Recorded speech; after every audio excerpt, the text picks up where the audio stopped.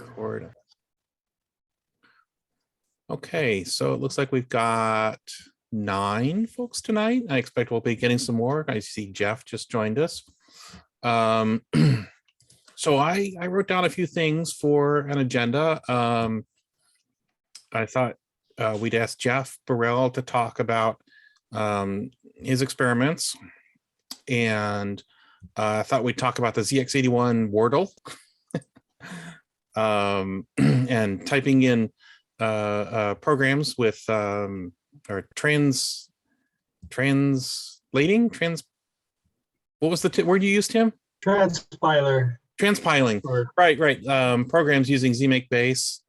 I'm hoping that Jimmy IPOC will join us to talk about his store demonstrator, and if he doesn't, I'm prepared to talk about that. And then Jimmy and I were talking on email about ZX81 feet, and it occurred to me that it would be easy to get a sheet of self-adhesive rubber and cut them to that size, but what thickness are they? So if anybody knows what thickness a ZX81 foot is, let me know.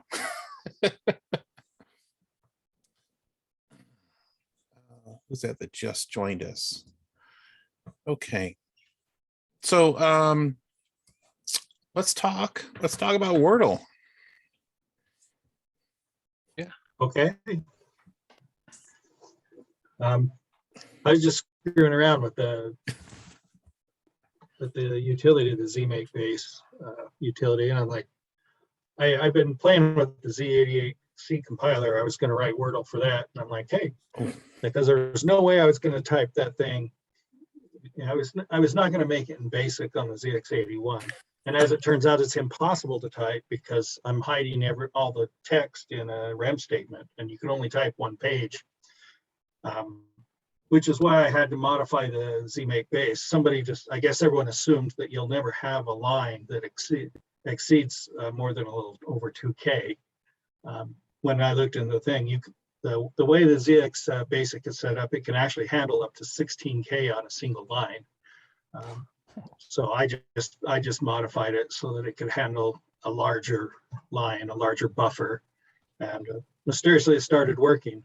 And originally I started with a dictionary of 2,500 words. And as I added code, I had to keep shrinking things down. I got to the point now that when I can use the zmakebas, you can specify what the starting line number is and what kind of increments you want to use. I actually started at 1 and increment by 1 because I can save bytes by having less characters for the line numbers. That's how close it is, because I just wanted as many words. I think it has 2,249, I believe is what I ended up. I can actually show you if you want to see the code that I put in. Yeah, let me just make sure that everybody can. There we go. If I can share. Who can start sharing when someone else is? I'm going to change this to, okay. Take it away, Greg. Yeah, so. Okay, so. So this is the zmakebas. As I said, I was planning on doing it in C, so I kind of had worked out how I was going to do all the functions, which is what I kind of did with C. This first line here, if you look, we're still looking at you, Greg. I mean, we're still looking at you. Did you want to? There we go. Okay, there we go. I just needed to click the share button. Yes. Oh my Lord. Click at the right screen. Okay, so this is the first line. As you can see, it's just a rem statement, and it's just characters. Okay. I thought it was around. It's around 11K actually, of just 5 character words that are just packed in there, and it's pretty easy to figure out where that memory offset is of the first line, where the data actually starts. So through peeking in memory, I can grab those letters really easy. I also made sure this thing's in alphabetical order. One of the things Wordle does when you play it, if you're not familiar with the game, is that it verifies the word that you typed in is correct. There's no way. It might be a good idea to explain what Wordle is, because I only heard of it this weekend, actually. Oh, okay. I know it's like a meme kind of game that everyone's played, except for me. Maybe other people here don't know what it is either. Well, actually, let me bring it up then here.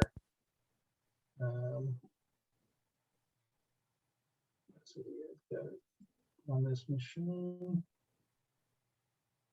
So Greg, you use the label function in zmakebase to Yes, yes, that's no the line much- numbers and all labels. Nice. Yeah, well, it's because I was adding and deleting and things along the way. If you had used line numbers, you're just asking for trouble. It's a lot easier. It's to the do root to this without madness. Rearrange the code, everything still works. One question I've got, so why didn't you use ZX text 2P instead of zmakebase? Because that's what I found available. I didn't. I just didn't realize zmakebase could actually handle ZX81 because it creates a tab file, not a P file. No, so- it has a -p function that will allow you to Oh, do okay. files. And it also has if you use the -a function, it will do an auto run when it loads as well. So when I bring the stuff in, okay.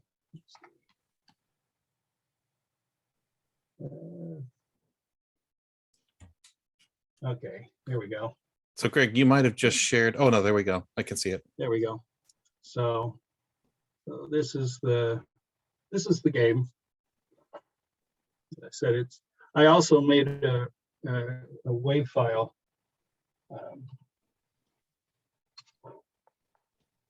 that works. It takes almost 4 minutes to load, but it did work. I actually did it on my actual hardware just to see that it was working. So the whole idea is, if you're ever not familiar with the game, is you have 6 tries to guess a 5-letter word.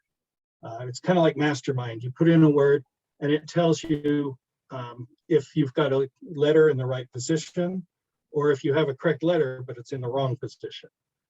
So one of the options I give here is to verify input. I'm limited to like 2,200 words in the vocabulary. If you don't want it, you can cheat this way if you want, but if you don't want it to verify the word that you're typing in, and if you're an honest person, you can skip it, and it runs a little faster, but we'll play it with the verification turned on. So it's got a grid of 6. It shows what letters you've used, and then the legend. If it's solid like that, that means it's the correct letter and position. And it draws a little cursor, so I'll just pick a word.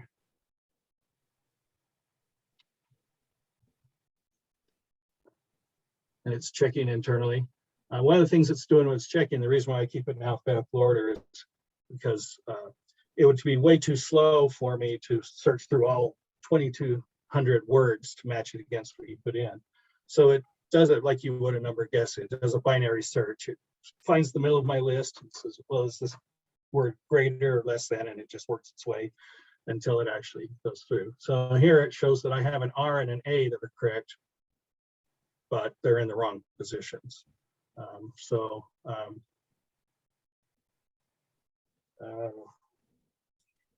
Surely you've remembered all the words by now. Yeah, you would Memorized. think so. You would say, well, let's just, I know this isn't going to be right, but let's just see if it, just so you can kind of see, I'm just picking. So it checks, if it's not in the dictionary, it doesn't count against you, but you have to do it. Just checking against the list in 2,200 words. So What, does go it ahead, David. does it pick the What was word that? at the beginning? Yes, And then why does it need to check against the entire it's dictionary? checking the word you typed in. It's checking the word you typed in as valid word. So I it's understand got- it. Okay. yeah, so if I just type in a nonsense word, something like this, and hit it. Now, if I turn off the verify, this would be a perfectly legitimate word. It wouldn't check it against the dictionary. Greg, your dictionary isn't much smaller than the official one, because I think when I was reading the Wikipedia article, it's like 10,000 or 12,000 words that are 5-letter words in English.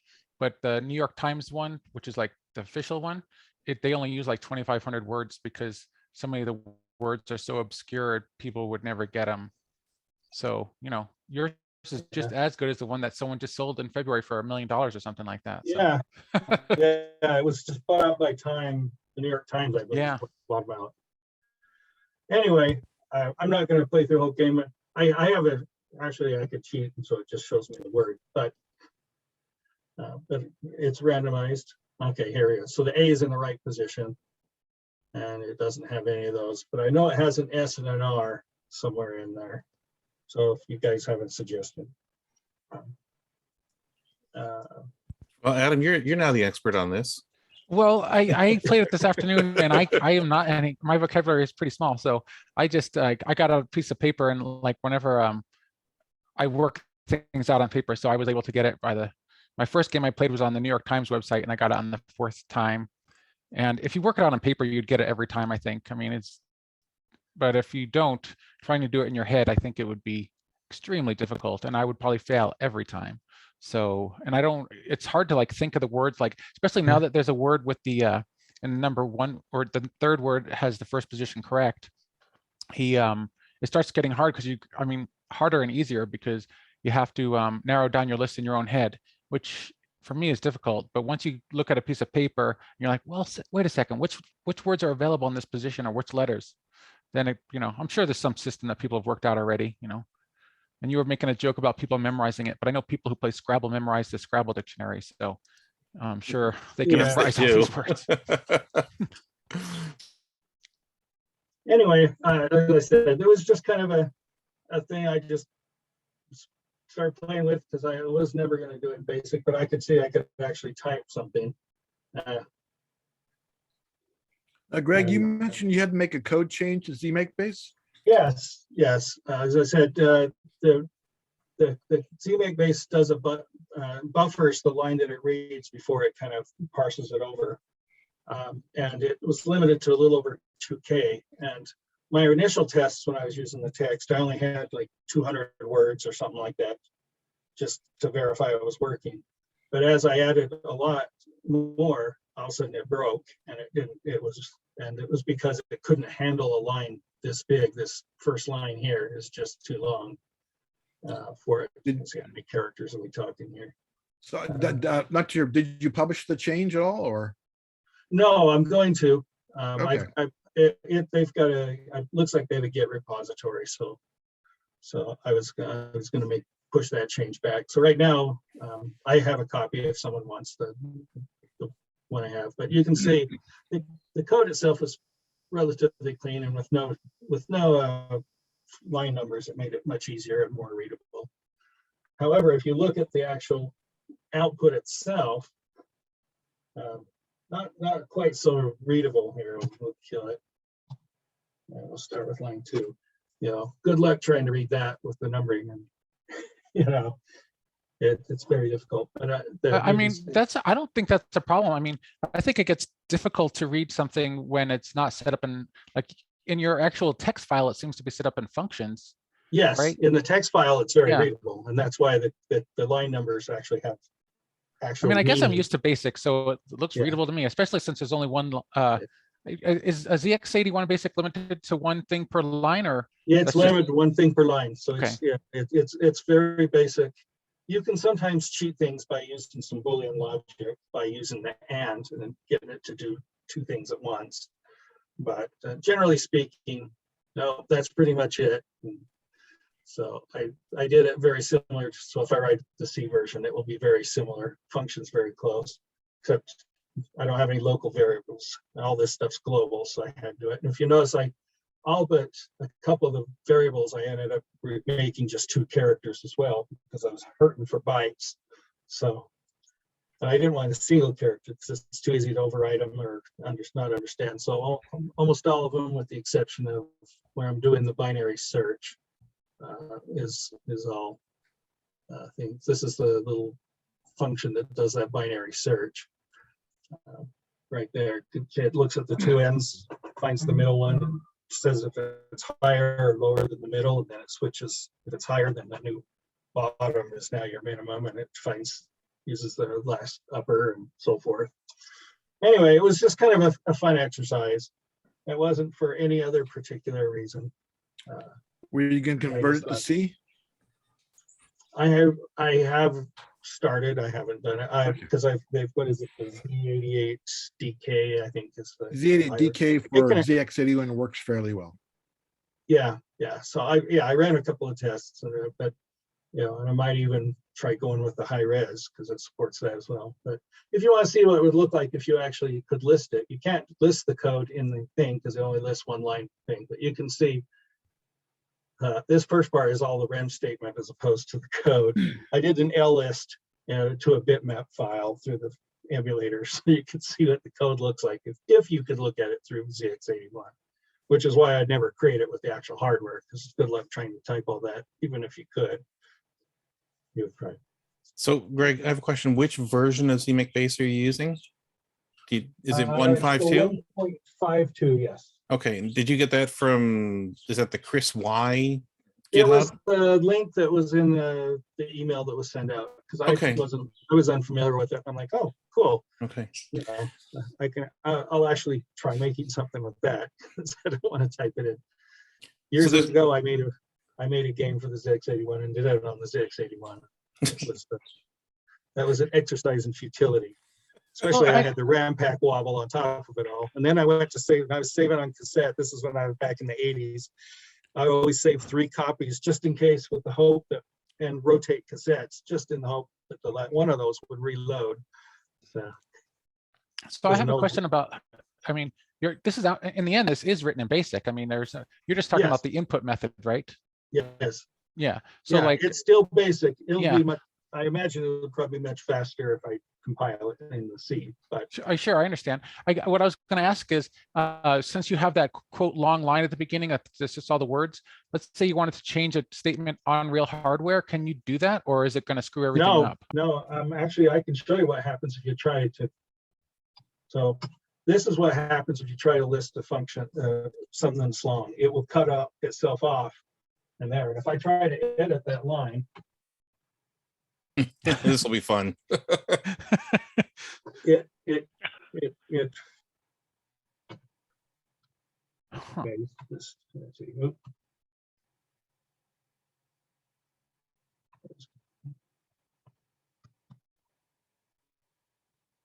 Oh, it deleted it accidentally. Anyway, it weirds out. It can't handle you editing a line that long, and it just breaks it. So, which is why you could never do it on the hardware itself. You have to do some external way to get it in there. But it keeps people from cheating and seeing the text. They can see they can see the A's and B's, I think, and that's about it. I like that. Keeps people from cheating. So I posted a link to the GitHub that has this version of zmakebas in the chat.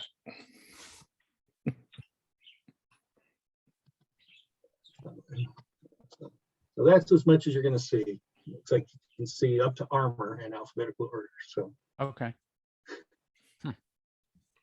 I guess that kind of answered my question. But if you wanted to leave the list the same and not change the word list, but just want to change a statement, like let's say could you change a statement on real hardware that's not part of the word list, or it just screws up any listing?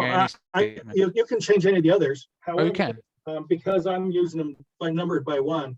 That makes it really difficult. Right, I understand. I was just curious because on the ASCII in BASIC, if you something similar is done. Like if you want to leave room for machine language at the beginning of your BASIC program, you just have a whole bunch of rem statements, and then you know where well, I guess not. It shouldn't be in quotes in memory that those rem statements are, and you just make as much room as you want, and then you manually put in your machine code there in Z80. Well, that's where I came up with the idea to do this. Okay. I knew that's how you store machine stuff with the ZX81. Oh, okay. Exactly that way. So okay, it works the same way. If you know the memory offset. All right. So Adam, the technique that you used to use back then was you would create a rem statement as your first line, and you would insert spaces to create, literally the space character to create space for your machine code program. And so you really had to know, how big it was, right? And then there were people who wrote utilities that would do that for you. You'd say, I want a rem statement that's going to have 250 spaces in it, and the little program would run and do this, right? But as Greg has pointed out, there is a limit to how many lines you can edit, or you know, how long a line you can edit on the ZX81 before the computer just says, forget it, right? And clearly he's way over the limit. To put a small thing. The other thing is, Greg, you know, I'm kind of surprised, but that you don't remember by heart that the start of the first line, the first character of the first line is 16514 in memory. There it is. Exactly. It's from, you know, when you started talking about that, I was like, I know that number from memory. Yeah, that's the first. Yeah, I think that's right after the first line number, the RAM statement. Yeah, 09 I think is the start of memory, but yeah. So I'm looking at this code All here. the x81 programmers have that tattooed somewhere. Yes, right. Since you're programming this, or I guess it's not cross compiling it, sort of, I guess, or translating it from here, is there a way to leave comments? And I'm pointing, you can't see what I'm pointing at, but I'm pointing at your code in the screen here. Is there a way to leave comments that don't make it into the final basic program on the ZX81? Yeah, anything that starts with the pound is just comments for this. Okay, doesn't so there is. And I've got a few of those. I actually had, I didn't know how fast the ZX81 was going to be, and so I had it sort of debounce. So if you held the button, it wouldn't just keep repeating the character. But as it turns out, the input's so slow, I got rid of the debounce and bought back the bytes, which is what some of this stuff's commented out for. But I imagine for the C version, I'll have to do that. But yeah, you can make your own comments, and of course, you know, all of your labels you can make meaningful as well. Okay. I broke them up so they're kind of by function, you know. So it's meaningful here, but once it exports, you know, they're just numbers and none of the comments. But if you have need to get rid of all those Go subs and replace them with Go twos. What are you doing? What are you doing? He's running up the stack is what he's doing.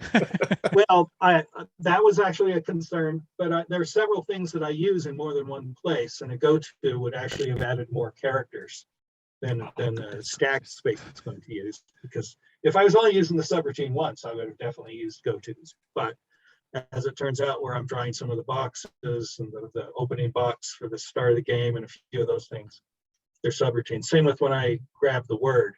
I have a subroutine to go get the word, but I also use it to grab the word when you, while it's going through the verification the word you put in. So it gets reused, which, yeah, I had to be careful to make sure I didn't reuse those variables because everything's global. So anything in the Go stuff had to be unique or know that it's temporary. Adam, you discovered that the space breaks the program, or broke out of the program. You don't. I think anyone with the ZX81 learned that the first day. Yeah, right. But well, what method are you using for input, Greg? Because you should be able to trap that if you're using in keys. I'm using well, yeah, I am using the in key, but so it will. But I'm not doing anything with. If you want to hit a space and break out, you're more than welcome to do so. Yes. There was several things I could have thrown in. I just chose not to because of memory. It was so tight. I tried to put the minimal amount in there, but I put as much as I could. Words were the big for me. But it's real easy for me to change out that library. All I have to do is on that library is have an alphabetical list, put it in there, and then change this little value right here of how many words that I actually have. I guess it's 2205 was the final count. Well, it makes it easy because all the words are exactly 5 letters. So yeah. So it's real easy with the offset, which is why to grab the word, I have WP as my word position, starting with 0. So I just use a random generator to find the word, 0 between and 1 less than a thing, and then I just take that word position, multiply it by 5, and add it to the 16514, and that points to the first character in memory. then the rest is just peeking into the string 1 byte at a time for the next 5 bytes. So That's fantastic. I'm gonna upload it to the website if when you're ready. yeah, I was just gonna let people fiddle with it and see if they find anything. I think it's done. I just call it beta because I haven't really played it a whole lot. Has anyone else played it yet? My kids have. Okay, cool. I've played it, and kids, and then anyone here that has looked at it, that's it. It's, as I said, it was just something for myself to screw around, but it ended up working out all right, and I thought other people might be interested. Yeah. Do you know if 81 supports the zexpand interface? That's how I tested it. I Okay, because I used everything on the emulator, and then I copied the .p file to my zexpand so I could test on real hardware. But even then, I still wasn't completely confident. So I actually exported the WAV file and through one of my computer tablets, played that back into. I disabled the ROM for the zexpand and actually loaded it in. And so I don't know about 81, but I know with the SZ81, it supports the zexpand and also allows you to load any file into memory. So instead of your word list being in a rem statement, you could throw it into upper memory if you wanted to, and just that way if you wanted to have multiple dictionaries or multiple. Well, I actually thought about that with the zexpand. I don't know how it would be pretty limited of the people who would actually be able to use it, but okay. But yeah, I thought about that, and I also thought about doing a 32K version. But with BASIC, it's still a little tricky because you cross that 16K barrier. There's some issues and a few things, but as I said, it's been just kind of a reawakening of the things that I did clear back in the 80s. Just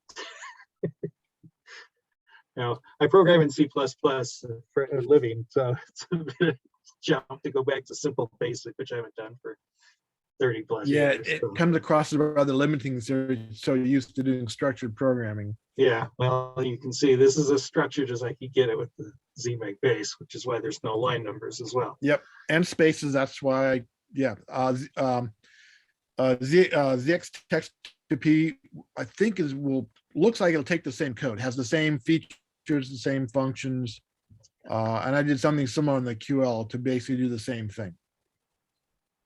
Yeah, I actually exported a tap to see what would happen if I loaded the thing into the Spectrum emulator, and it loaded just fine. So it probably wouldn't take that much to convert it to work with the Spectrum. I think ZX81 BASIC should be run on a Spectrum. It's Spectrum's it's very similar, except you don't have all your inverse character stuff. Okay. Because you use colors, so, which is what I use pretty extensively here. And the other thing is that you can do it like the rem statement, but the memory offset's different. Right. So, You're right about that. So yeah, I could do it that way. I've already looked into it. It was just a curiosity. Greg, what did your alpha testers think about the ZX81? Well, my daughter, who's only seen technology from the 2000s forward, I think was a little shocked at how slow and basic it was, and the fact that it was 16K, which is less space than an icon of anything that she uses. It's like an ATM. But I did have my zexpand. I did load up the Dragon's Lair on the zexpand to show her that even old technology can still. If you haven't seen that, it's pretty darn impressive to see a Dragon's Lair running on the ZX81. Well, you need to remind her that back in the day you used to program in the snow uphill both ways. So. Well, I don't even have to make up stories. I had to deal with RAM pack wobble and gingerly tapping. So, it's like,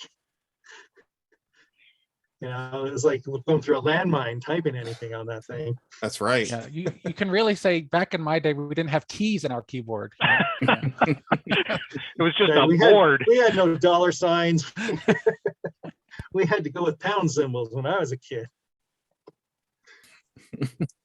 Thanks, Greg. That was really cool. One step away from punch cards, it would seem. One step away, yes.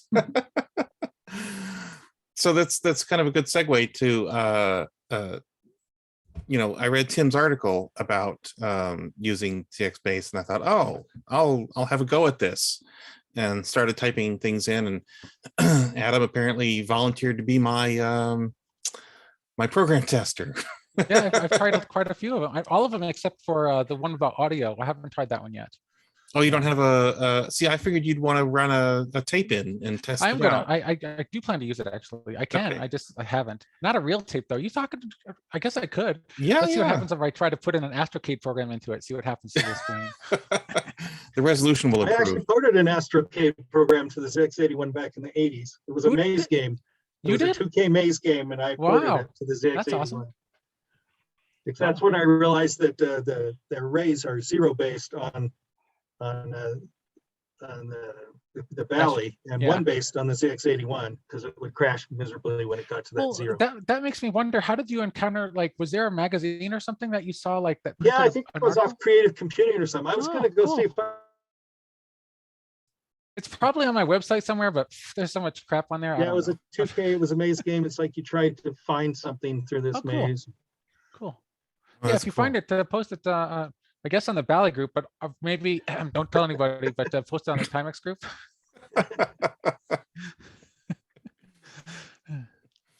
So yeah, thank you, Tim, for documenting that and doing that work, because it turns out it's really easy to work with. And I'm a real fast.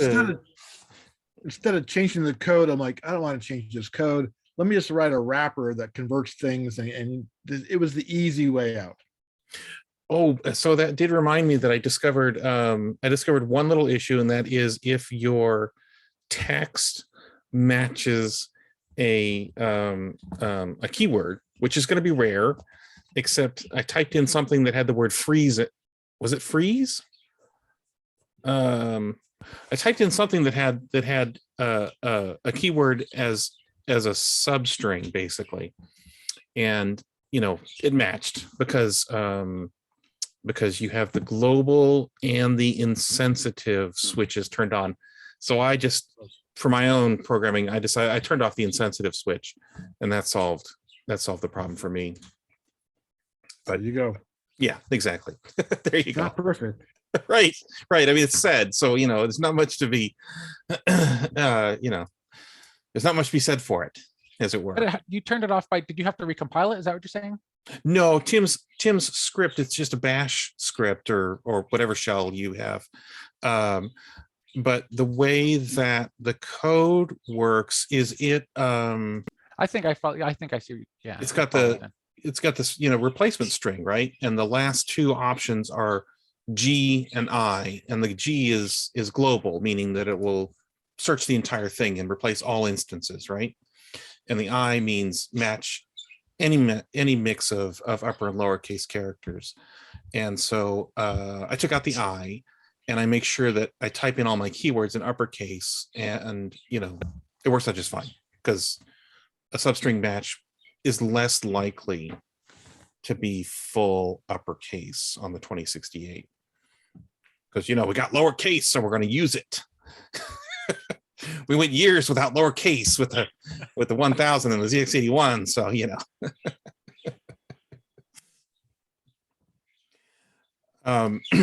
so I don't think Jimmy has joined us, but I'll talk a little bit about this.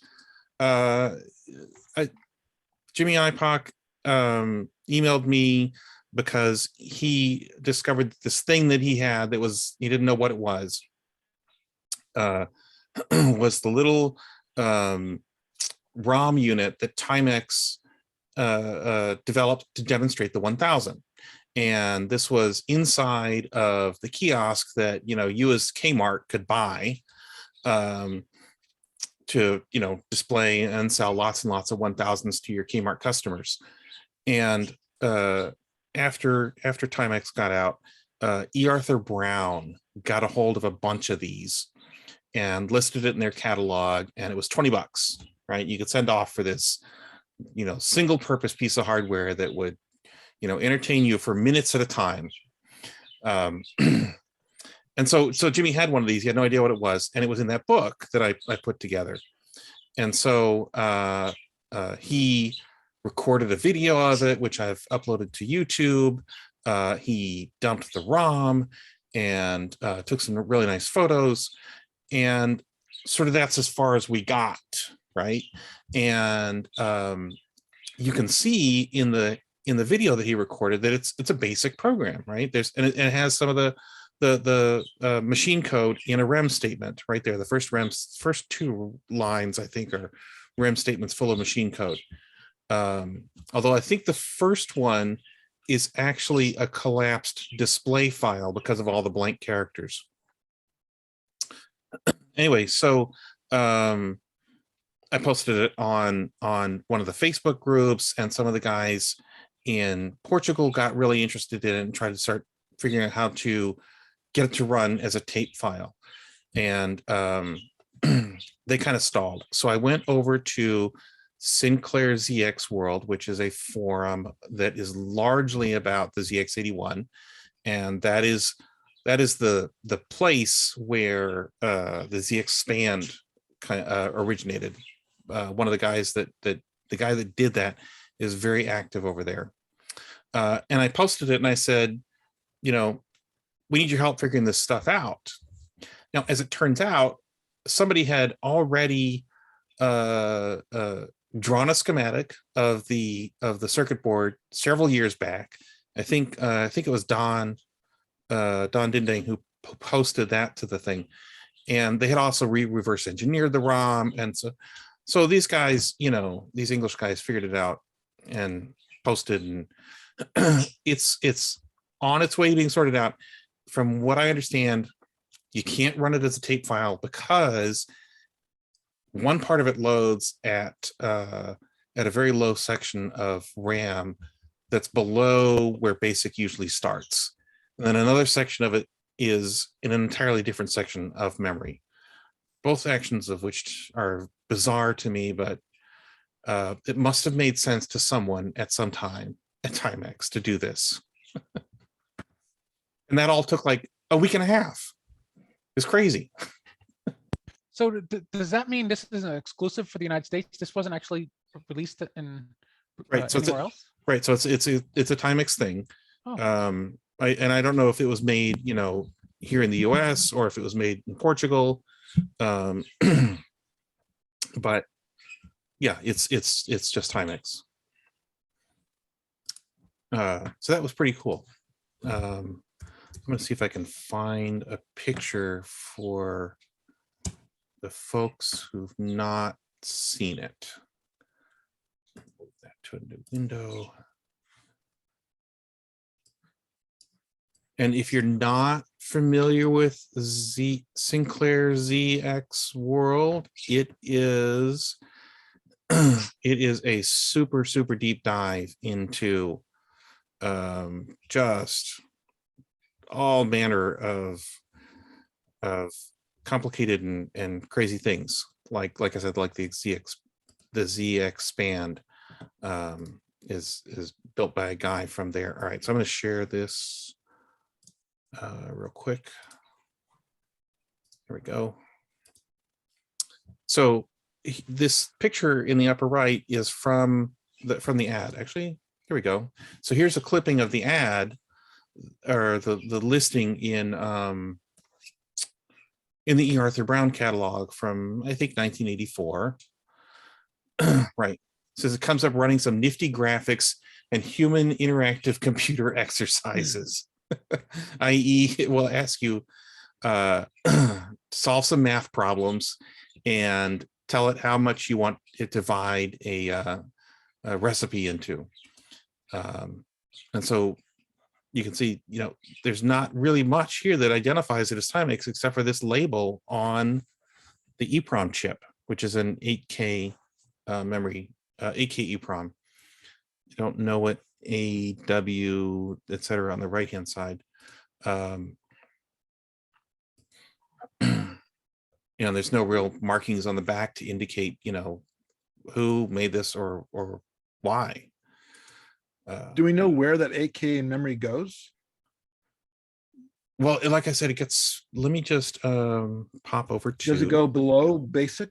because there's a gap, the 8K ROM, there's a gap, and then there's where BASIC starts. What if it goes in the That's 8K right. gap? If it goes in the 8K gap, here we go. Here's my, let me go back to the first page of this.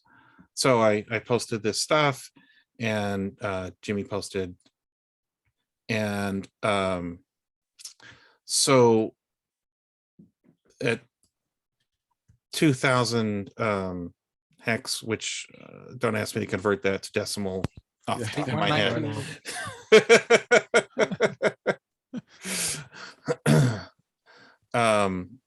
And then, like I said, here's the schematic, although this looks like Don's schematic drawing, if I recall correctly.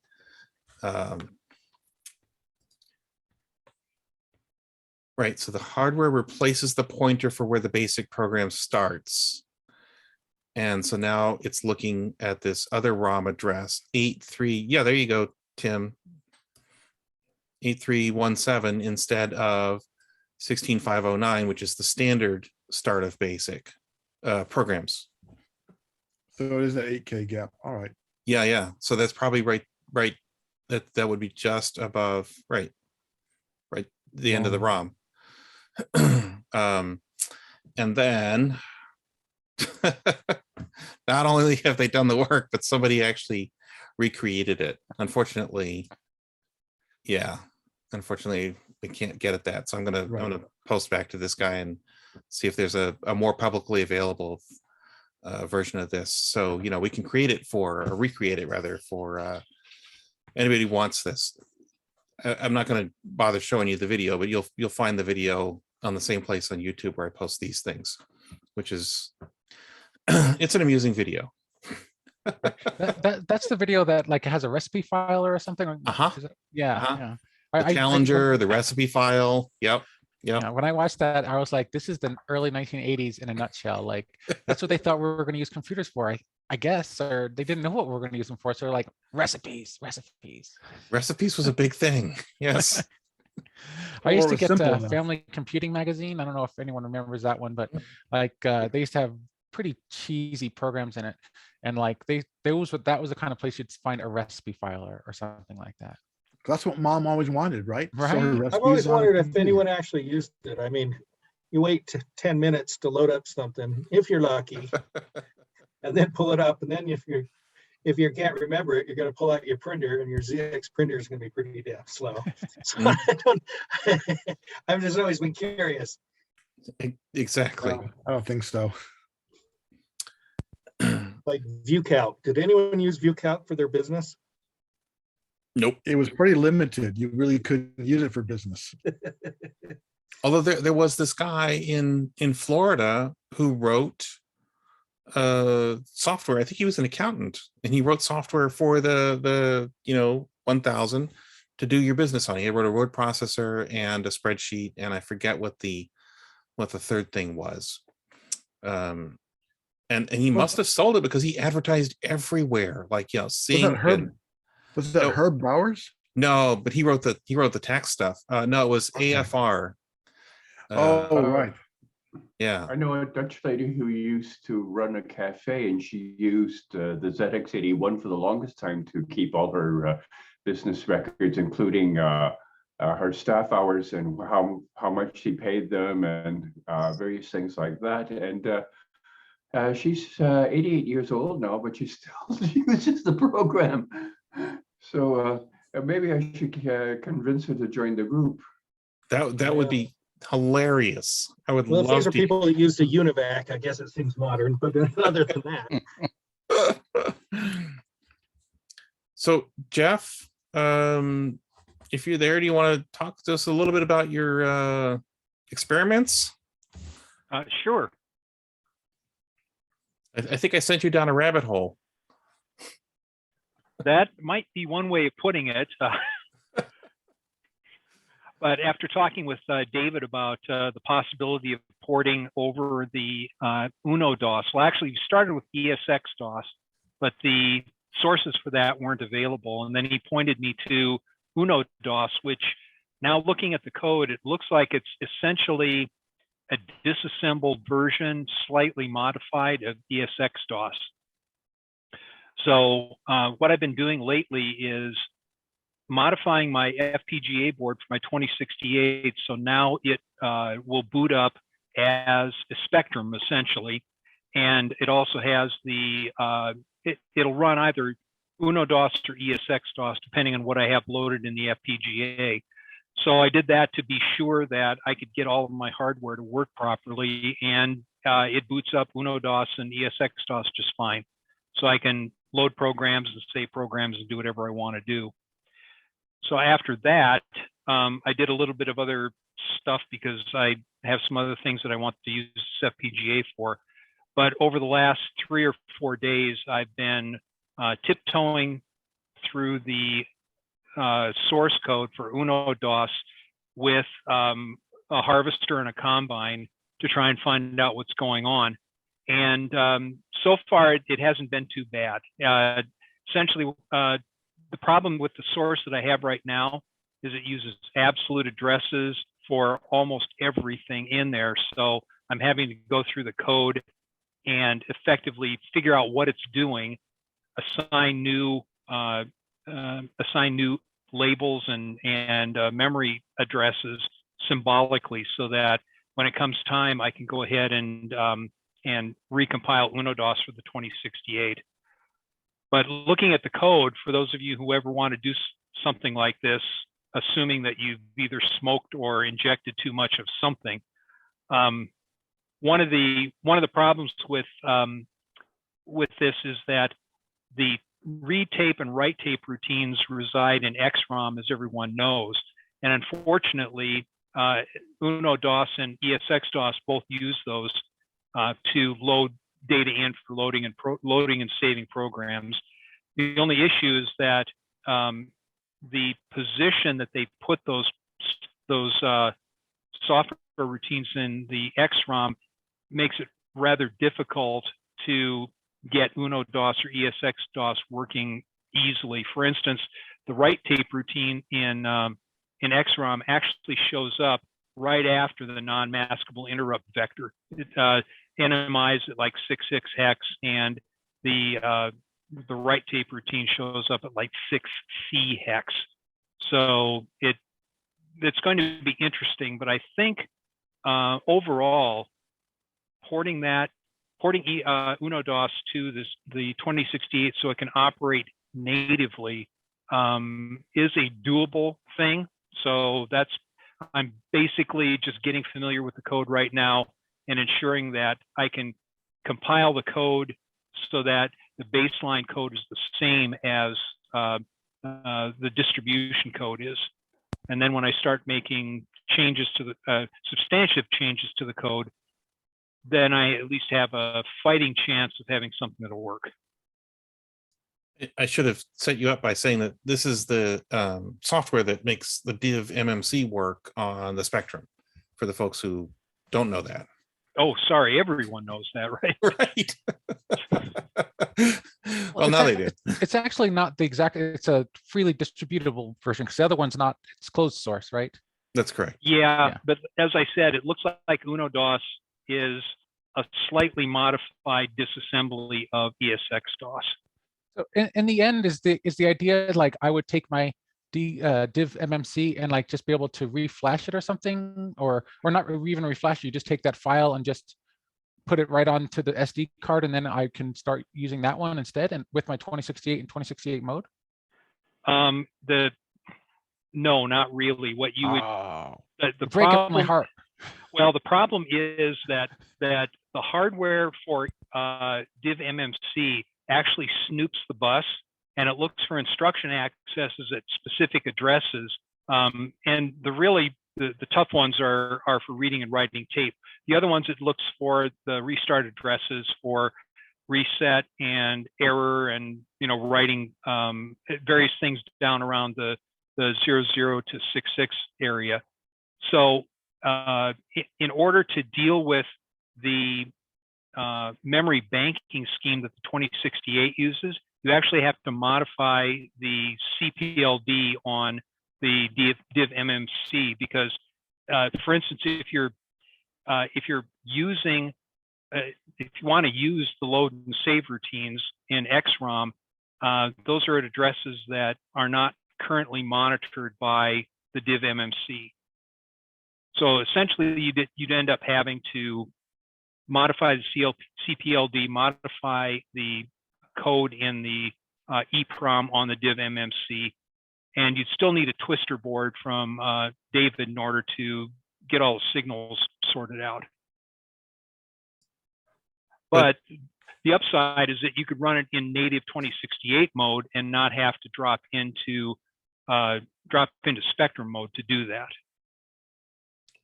But so what are you working towards a non-twister interface eventually? Ultimately, Ultimately, yes. yeah. Yeah, the real question is whether or not it makes financial sense to do something like that. You'd probably have a better handle on that, David. Yeah, we'll figure that out. Well, there's also all of that 2068 software that people need to load up. I mean, yeah, there's not an awful lot of it. There's a lot of Spectrum software, but there's although I do have to say, David, your site has a list, but not that much is archived. Or is that just because you haven't added it to the site? Or No, it means I don't have it. So what I have access to is prior to the groups.io list, there was a group on Yahoo, right? And when Yahoo shut down, I requested a copy of the entire database, and I uploaded that to archive. And so over the course of time, some folks had archived some stuff, like I believe the one of the drawing programs that you tested out was the TechDraw Junior or something like that. What is it called? I think TechDraw Junior comes from Yahoo, but it was the other one that you. Oh, MultiDraw 2068. That's it. Yes, that was from the Yahoo group for sure. And I think there are a couple of programs that are converted from the from the Spectrum to the 2068. Video games like that I think probably came from Knighted Computing, who did they converted a whole bunch of things. The drawing program they did, that MultiDraw 2068, they did that. That I don't know for sure, but I remember they did do that one for sure. Oh, they did. Okay, so yeah, and there was another thing called Tomahawk, which was a video game of some sort that was converted from the Spectrum. That I remember seeing large ads in the. That came out on the Commodore 64 and stuff as well. Oh, okay. Yeah. Since we got some hardware folks here, I'm going to ask Jamie Macbeth to unmute himself because he has a question about his 2068 not booting, and the problem that he described to me sounds like a RAM problem, possibly, but I see Carl's on, and so there are greater experts than that. There's greater experts than me. So Jamie, take it away. Yeah, David, thanks for giving me the floor. My daughter's asleep, so I gotta keep my voice down. Basically, my 2068 was working as of I think 3 or 4 years ago, but more recently I was using the new twister board, and one of those video connectors for a Sega, one of those Sega Genesis, I think, video connectors. And I got the I didn't get the basic screen. I just got the horizontal black and white bars, thick horizontal black and white bars across the screen, and that was it. And it wasn't the twister for sure, because I took the twister off and used RCA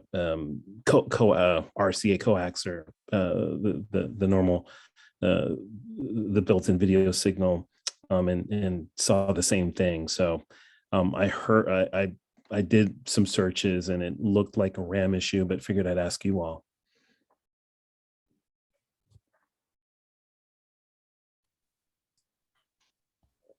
So you're saying when you boot it up, you have the big black, it's like I don't know, two 2-inch bars, but there's like 2 or 3 of them, right? If I recall Yeah, right. four or 5 or 6 of them. Yeah, and Yeah. large, wide, horizontal bars. Yeah. Because it starts to check the RAM, and then you'll get the horizontal ones after that.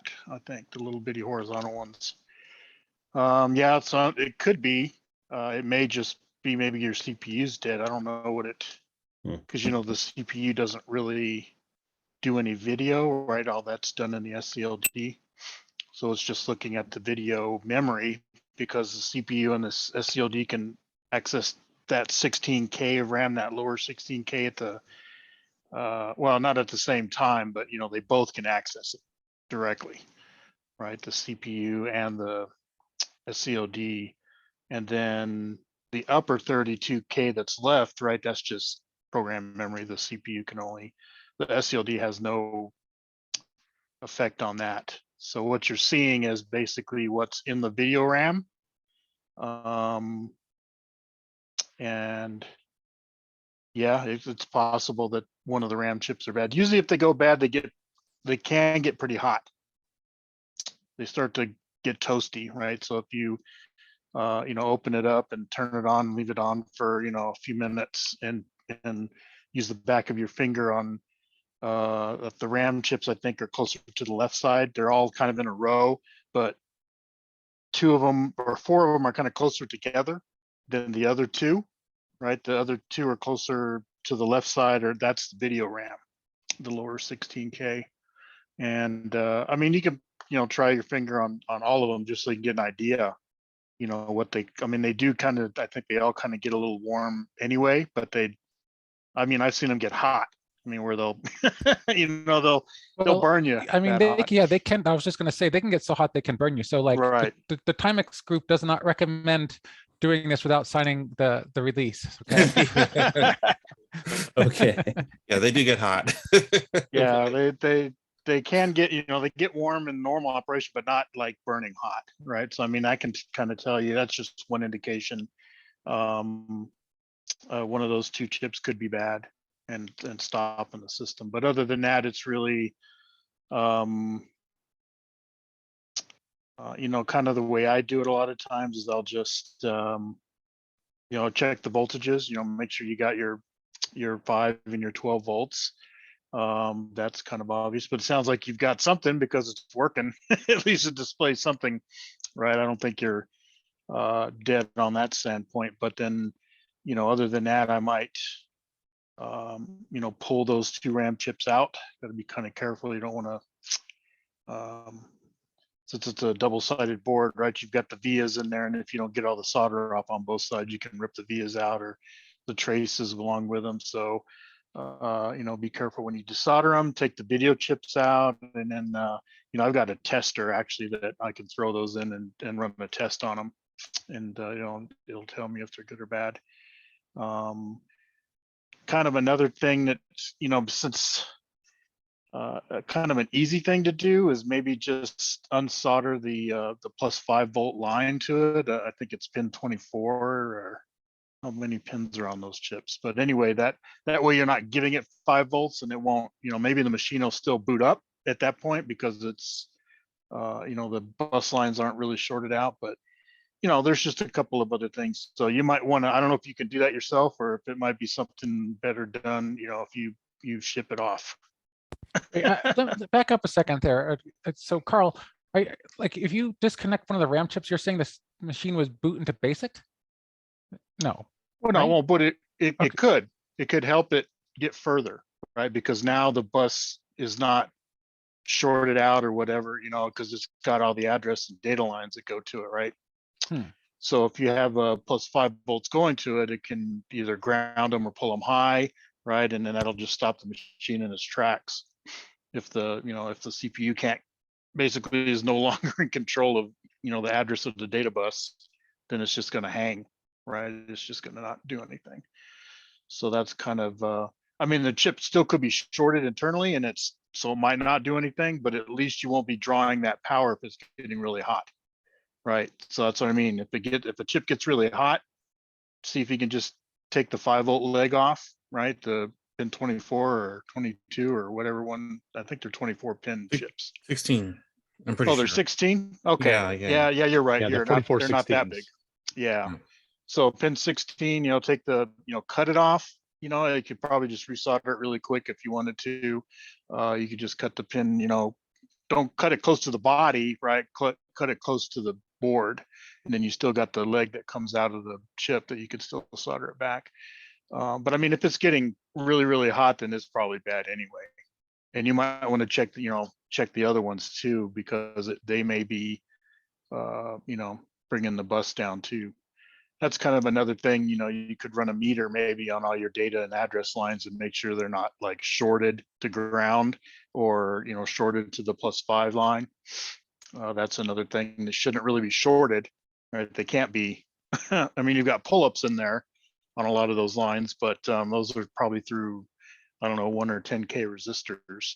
So you shouldn't be getting, if you hook your meter to ground and then start probing all the address and data lines, you shouldn't have a short to ground.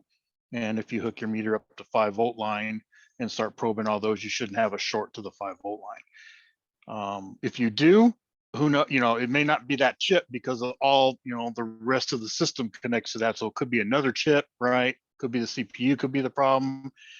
And most people don't have like a micro ohm meter, right? Where they can, I actually have a tool that's called a leak seeker that some guy EDS made, and it actually measures in micro ohms, and it comes with a sound and lights. So as you get closer and closer to where the short is, you can trace it that way with a tool like that. But normal people, most people can't.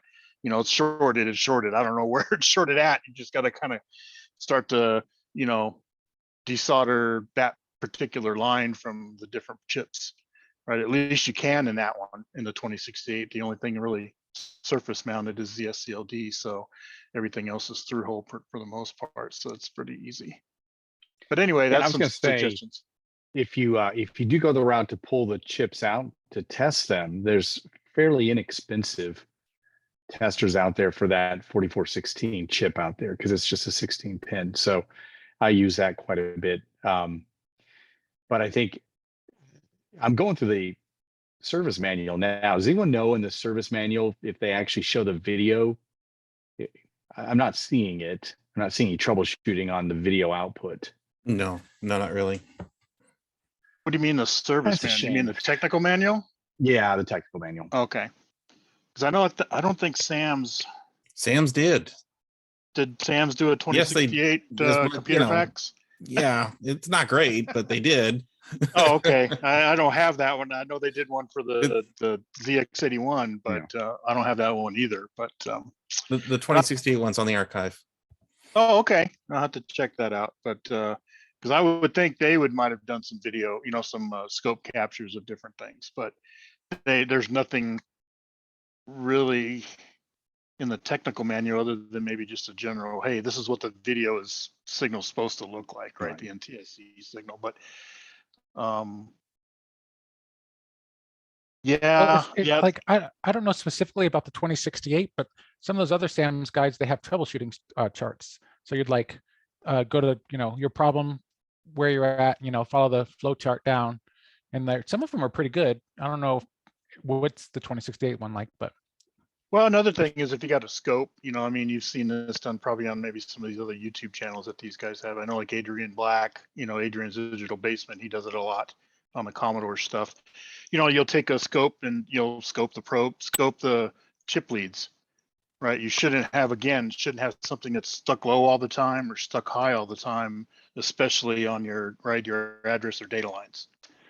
If you're getting something like that, then like I said, the system can't run because, an address, well, depends on which one's shorted, but, if especially like a data line is shorted, I don't think it's going to work at all, right? If one of the higher address lines are shorted, you might get away with it for a little bit, right?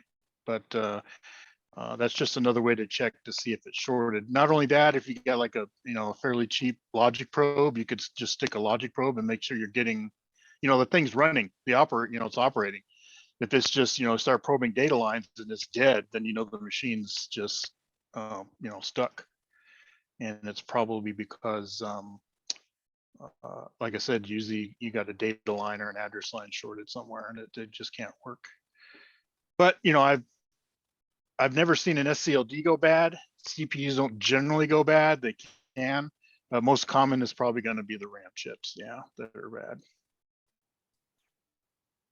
So Jamie, is that something that you feel comfortable doing?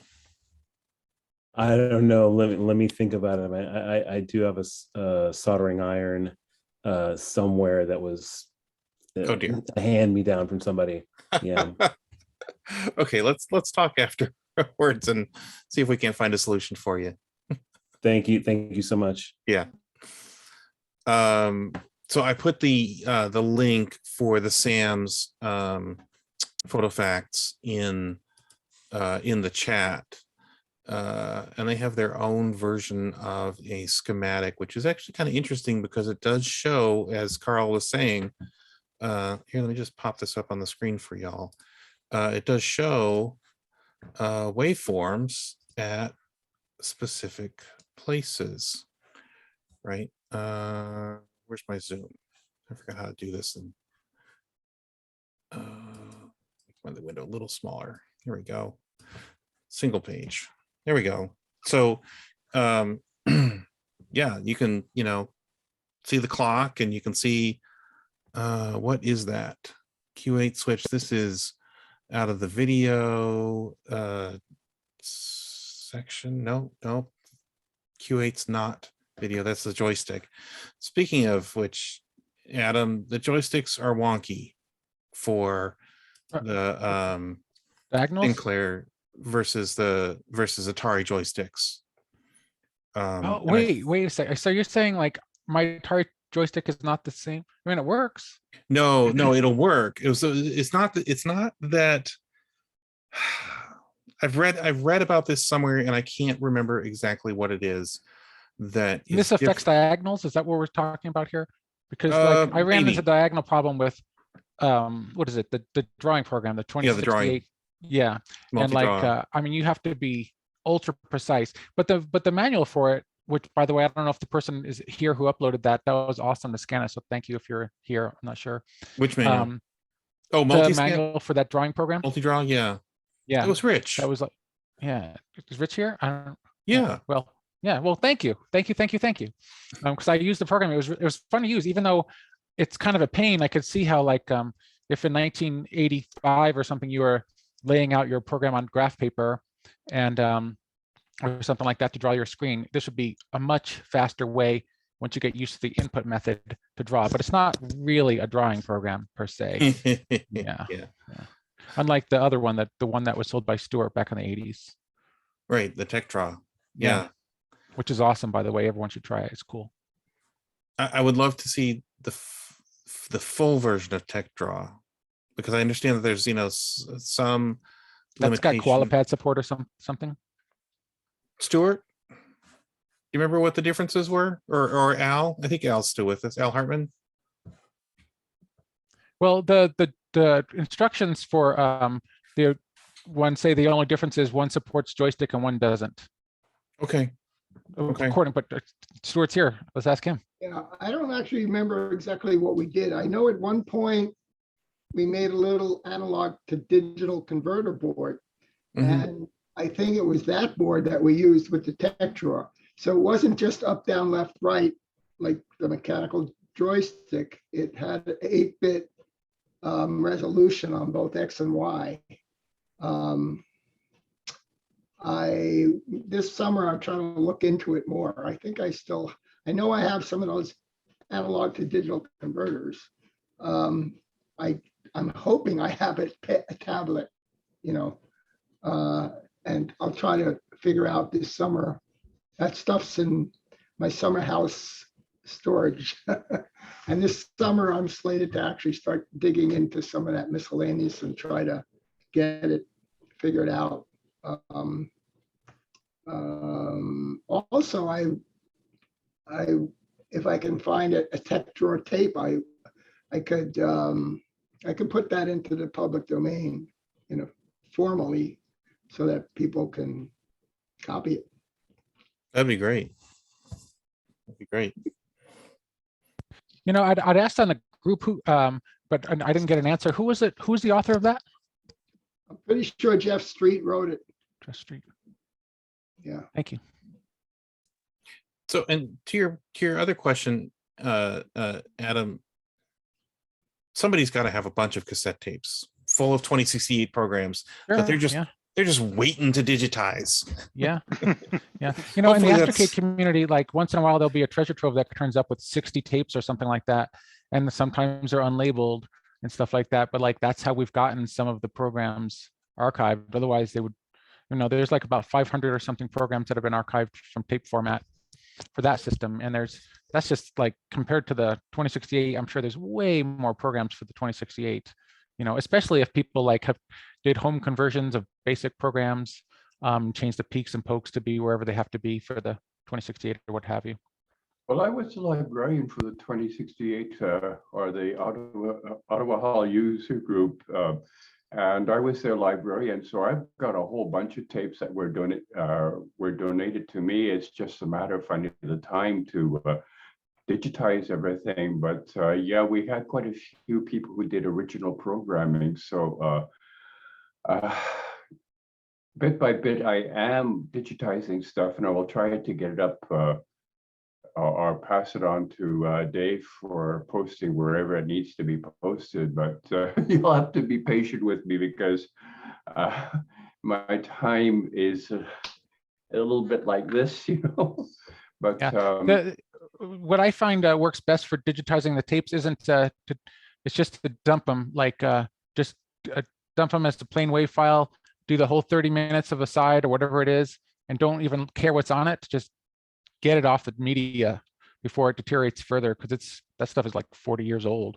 And then like between cleaning your heads or what have you, you can maybe save it that way. But when you look at the audio file, you'll see that it's messed up, and you can hopefully save it digitally, but it's time consuming. So don't spend time on that. Just get it off the tapes if possible. I'm not saying do it now tonight, but tomorrow, please, you know. Well, I've been doing it, but unfortunately, yeah, I've been coming across tapes that have suffered too badly from bit rot, I think. I was just doing one today that had ZX81 machine code in a REM statement, and I think even trying to transfer it to a TZX file or a P file, I think the machine code was unfortunately too badly corrupted to port it over. So yeah, you'll find that there's people in this community, probably even people here, who can take a what is it called? Take a high pass filter digitally or a low band filter and put it somewhere in there, and they can get out the hiss and the noise. I mean, even they only have to do it sometimes just a tiny bit. At least with the Astrocade, I don't really know the standard that's used on the 2068, but it sounds similar. I don't know. And well, I've been so there's probably great Adobe tools to do it. I've been using the Adobe. I never get the name quite right. A lot of people use Audacity. That's Yeah, what Audacity is pretty good. Yeah, works great. Yeah, you can just rip it, you know, play it into a WAV file and then import it into Audacity, and then you can break out your individual programs that way, you know. I've been using the Adobe Edition, and that seems to be quite a fully loaded program. I've been able to recover tapes simply by recording it into a WAV file and then using the dehammer filter and sometimes the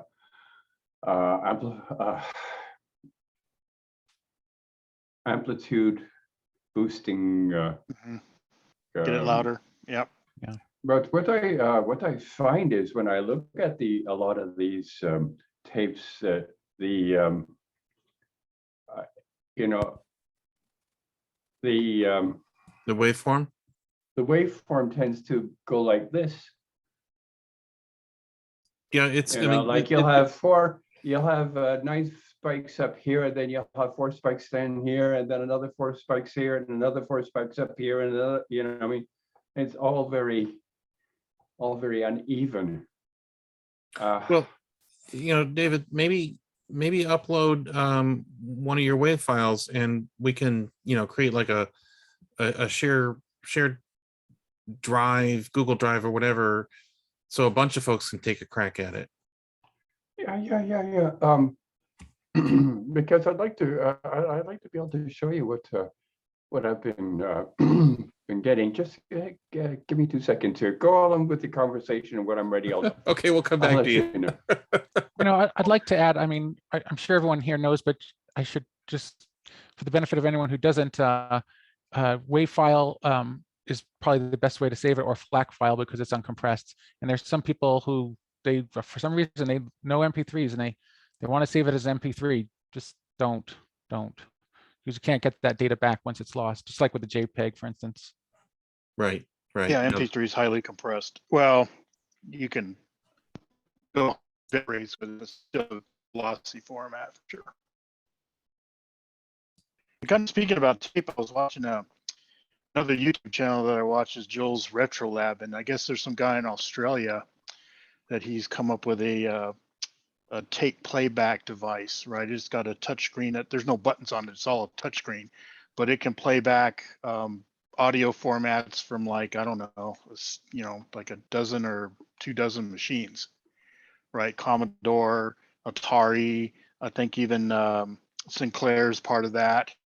And I actually wrote the guy because I just watched, it was recently on his Joel's Retro Lab. I think it's a SVX machine or something like that he originally made it for. And I wrote the guy, and because you have to write to him directly to buy it. He doesn't sell it, through a website or anything like that. So, and he's like, well, I'm having a hard time getting all the parts, right? Obviously, but I'll put you on the waiting list to get one of these because it looked really, really interesting if you watch the his review of it, right? And you can actually record into it, so if you have a machine, you could save the file into this thing and it digitizes it right away, right? So it doesn't, and you can hook up, I'd never had an Atari or even a Commodore where he has adapters that you can, you buy from him that'll plug right into the cassette port, for instance, on the Big 20 or the Commodore 64, right? Because they use the just an edge card connector, right, to go to their cassette players, right? It was a kind of a proprietary thing. But anyway, some of these other machines actually use the remote line, right, to actually stop the tape while the machine's processing things. So it'll load like the header and it'll stop the tape and process the header, and then it'll start the tape back up again. Well, you can connect the remote into this little device that he makes, and it'll stop them. It won't just keep playing, right? It knows that it wants it to be stopped, and it'll stop the tape or stop the playback and start the playback when the machine wants more playback, right? So it's kind of, that's, I just really thought that was interesting. I think it's like, it's not a cheap thing. It's not too expensive, but it's like, I think it was like $85 Australian. So that's like 60 something, US, but there's going to be shipping involved and things like that. So it'll probably end up being, 80, 90 bucks in the end. But anyway, that's just kind of, something to think about with, it wouldn't really help in this case, trying to archive old tapes, right? But if you ever make new programs, right, you could just save them to that little device, and it'll just make, if you make your own program or if you type something in, we can save it. Of course, you could just, I guess, save it into a WAV file anyway, right? So and make it. that's what I was going to ask, Carl. Like, what's the advantage of that device? I mean, for the 2068, you don't need to stop and start the recorder automatically. You don't. You don't. Well, the advantage of this device, I think, is that it can play back so many different. You just put an SD card in with all these files, right? Okay. And then, so, if you've got a Commodore 64, you can pull that out and play back, Commodore 64 stuff, or Amstrad, or Sinclair, or, it covers dozens of machines as far as the tape part of it, right? It's basically an all-in-one tape recorder for all these different retro machines. I got you. Is kind of what I'm saying. Doesn't really apply so much for the 2068 specifically, because we're just talking this one machine. I'm sure the ZX81 will probably work too. But but the ZX81 uses a kind of weird tape format, right? Because it's so limited in its resources that it doesn't really, but I think that it would work for that as well. But anyway, I just kind of wanted to bring that up. Another thing is I kind of got some boards in because I was really, I don't know, looking at doing cartridges on the ZX81, right? Or the TS1000, because they did make the cartridge. Timex made the TS 1510, and they made a few cartridges. And I've got those basically hex files or bin files. I don't have Flight Simulator. I guess they made Flight Simulator as a cartridge, but nobody ever got to, or has one that to pull a bin file from it. And then I was looking at maybe, well, I loved the 3D Maze, 3D Monster Maze, right? I'm sure anybody that had a ZX81 probably played that.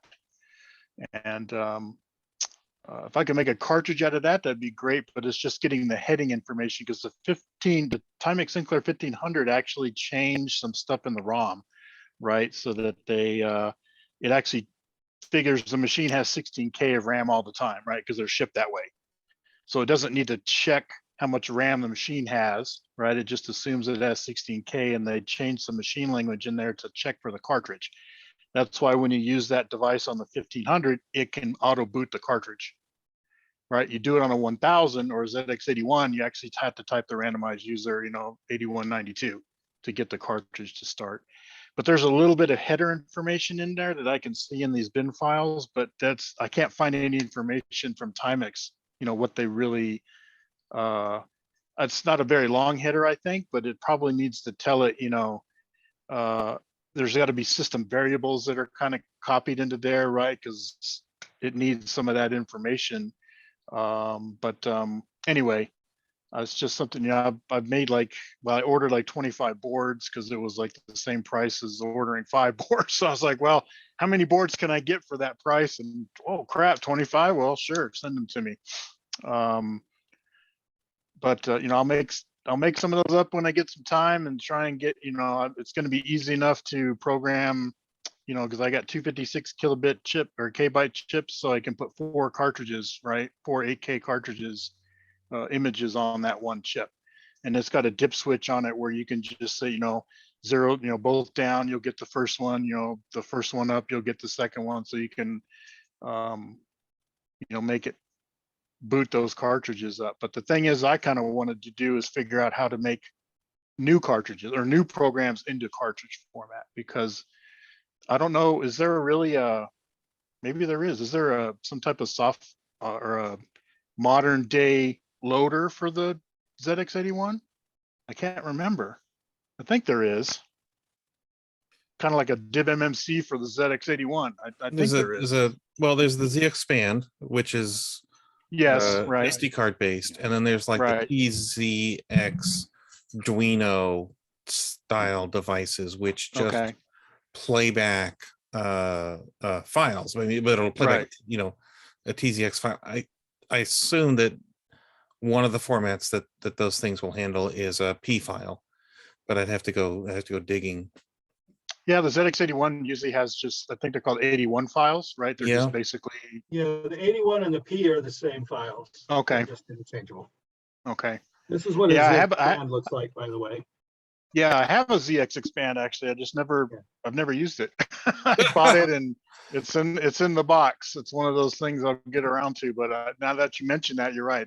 That's why I kind of got that. You got to dig it out. It's really nice. Yeah, I'm sure. But anyway, I just wanted to do 3D Monster Maze without, because that's a long ass program to load. I mean, it's fun.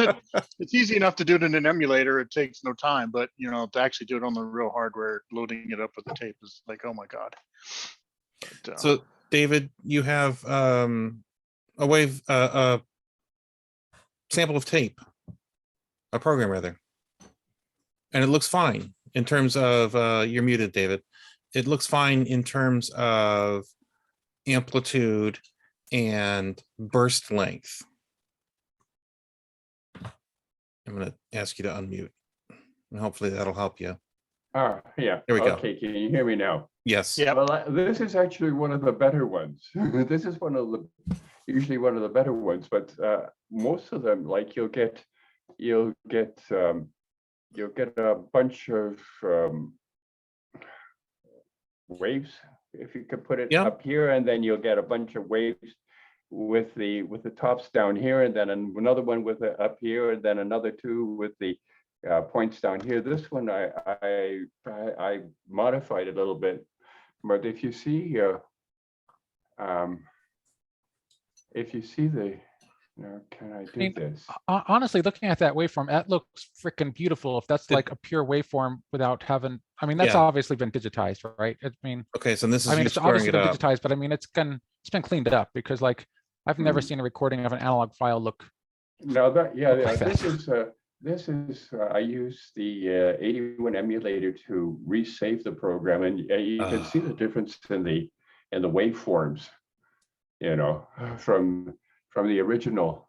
And as I said, this particular file, though, I had to doctor it a little bit. I had to boost it, and I had to use the hum filter to get it that way before it would finally load.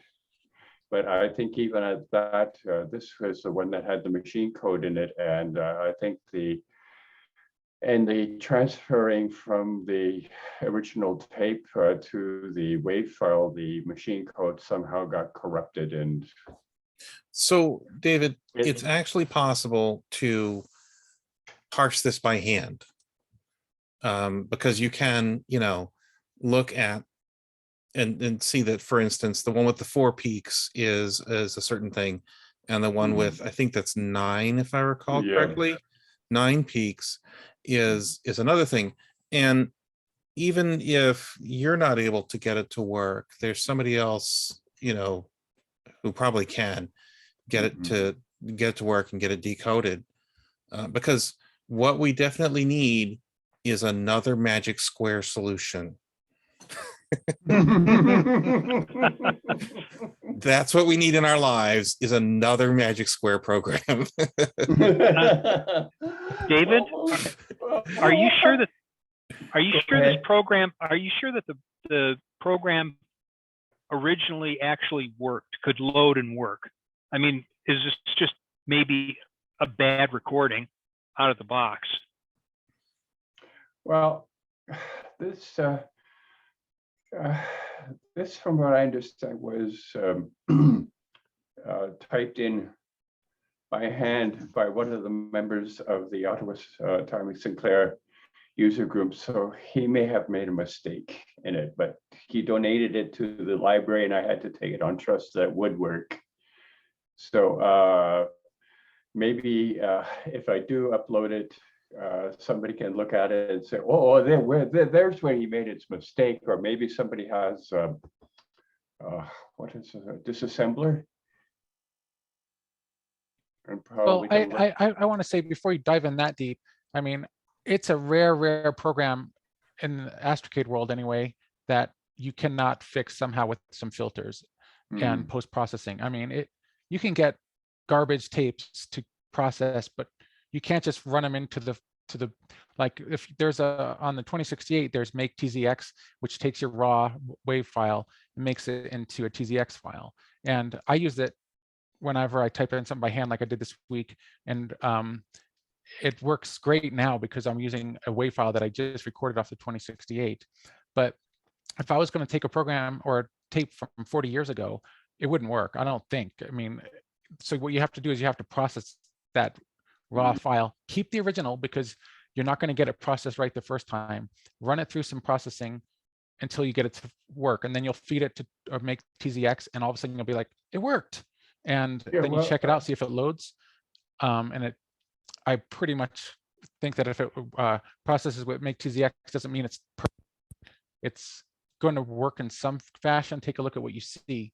And also, I recommend, if you haven't done this already, to just take your 81 and just save a white wave file as a plain audio and just record it, so you can see what you can expect to see from a point of view of it not being processed yet. Because what I'm looking at here, when the screen is saved, it's obviously, it looks perfect.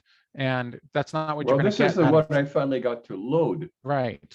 Yeah. So you're not going to see that, even if I have the best WAV file recording I can have, analog recorded on my computer over there. It's going to have not mistakes, but it's not going to look like that at all. It's going to look like an analog file that's been recorded digitally. And this looks like it's been perfected and is digitally perfect now, which is what you want ultimately, but it's not what you're going to get off of a tape. And really eventually, like I said, these shorter bursts are probably 0. The longer burst is probably a 1. Right. And then you've got the gap in between. So, I mean, even if you're missing some gaps or, the spacing's a little bit weird, you could go in and fix that. Right. Because once the gaps, what they're supposed to be, and, how many peaks are supposed to be for a 0, how many peaks are supposed to be for a 1, you can go in there and look at that, and something only had 7 peaks and maybe the tape dropped out or something like that. Right. It didn't capture it right. You can just add that in, post processing, that's a 1. So just put a good version of the, what a 1's supposed to be in that right spot. on top of it. Yeah, exactly. Because in theory that works, but like that is the most time consuming thing you can do. Like you want to fix it some other way. Like we've messed around with that and it does work, Carl, it does. You don't want to do that. Like it'll take the rest of your life to save a few programs that way.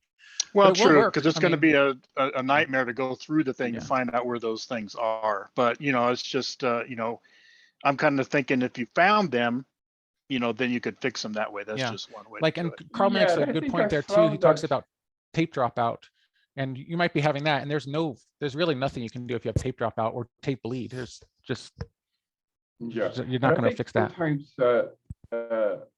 it depends upon the machine that was used to record the file in the first place, because I think the quality of the cassette players that were used at times, were, there were things like this, and some of them,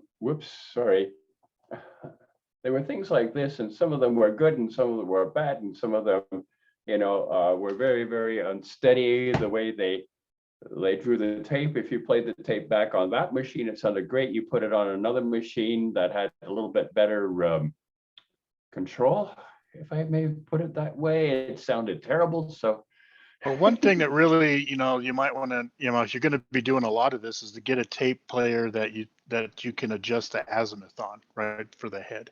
Yeah, I've that's got one really, of those. really easy to get to. That way you can play it back and then tweak the head so you get the most treble out of it, right? So you're kind of aligning the head back to, because you're exactly right, because who knows what they recorded it on. If the azimuth of that machine was off, right, and yours is different from that machine, I mean, there's just so many variables with these tapes that it's just crazy.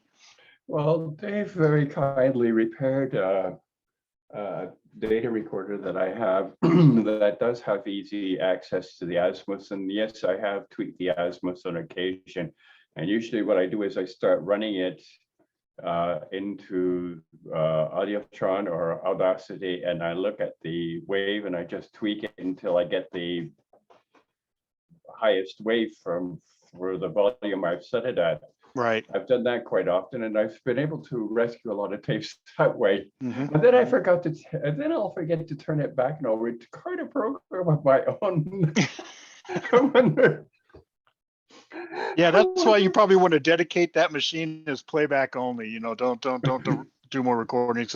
Another thing too is as you're adjusting the azimuth, that screw is going to kind of get loose, right? Unless you put some kind of at least in my experience, that's why they use some type of Loctite or something like that on those once they get them out of the factory.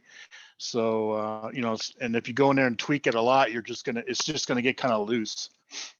So you're going to strip the screw. Well, you don't really strip it, but it just, it's you're kind of wearing it out a little bit. It's not designed to be twiddled with all the time like that, and it'll just it may not hold its position, right? And so that's that's why you might want to use that tape for a couple 100 hours of playback, and then if the little screw gets too loose, you're gonna have to but as I said, the worst ones, they look like this. Yeah. And Go ahead. Carl, can you, if you remember the name of that website or the person making that thing, can you share it with us at some point? Because Yeah, let me go find that out right now. it sounds very much like a solution that Stuart is trying to find. That is something that, you know, will both save and record, you know, for the 81 or the 2068. Well, we had David Solly come forward with some tapes there that he has. Does anyone else in this group have tapes? Or, I mean, I have 0 tapes. 0. Well, I take that back. I have one that has the one that comes with 2068. So I you know, I've got 3 programs on there. I've got a typing tutor or whatever it is on there. But do other people have tapes? Or I mean, I'm even more curious if some people have stashed away some stuff they wrote in, say, 1984. That like they wrote themselves and no one else has seen in the world except for them and their son and daughter and their wife, and they were like, what is that? I would like to see that. I think Greg admitted to that. Right. I think Greg needs to you know, unarchive his stuff for us. Yeah. I actually looked for a bunch of my tapes years ago, but we had a big, one of my neighbors happened to light my shed on fire, and I think I may have. Well, it's a whole story, but needless to say, I lost about $24,000 worth of stuff. So I know this is going to sound audacious, but the first thing I'm going to say is he said that, you know, only programs that your wife or your children have. I mean, the programs I wrote I wrote 40 years ago, and you know, I've upgraded machines over the years. So I think the first program was written in 1982 and the last program was written in 1984. So the only people who would have seen those programs would have been my parents, because at that time, you know, 40 years ago, I was in high school. Yeah. Good point there, Tim. Good point. But dig them out, Tim. Yeah. Well, the only one that I wrote that I actually used, and this is kind of getting back to the other conversation about people who actually use their Timex for business. And at the time, I had a newspaper route, and I had over 100 customers.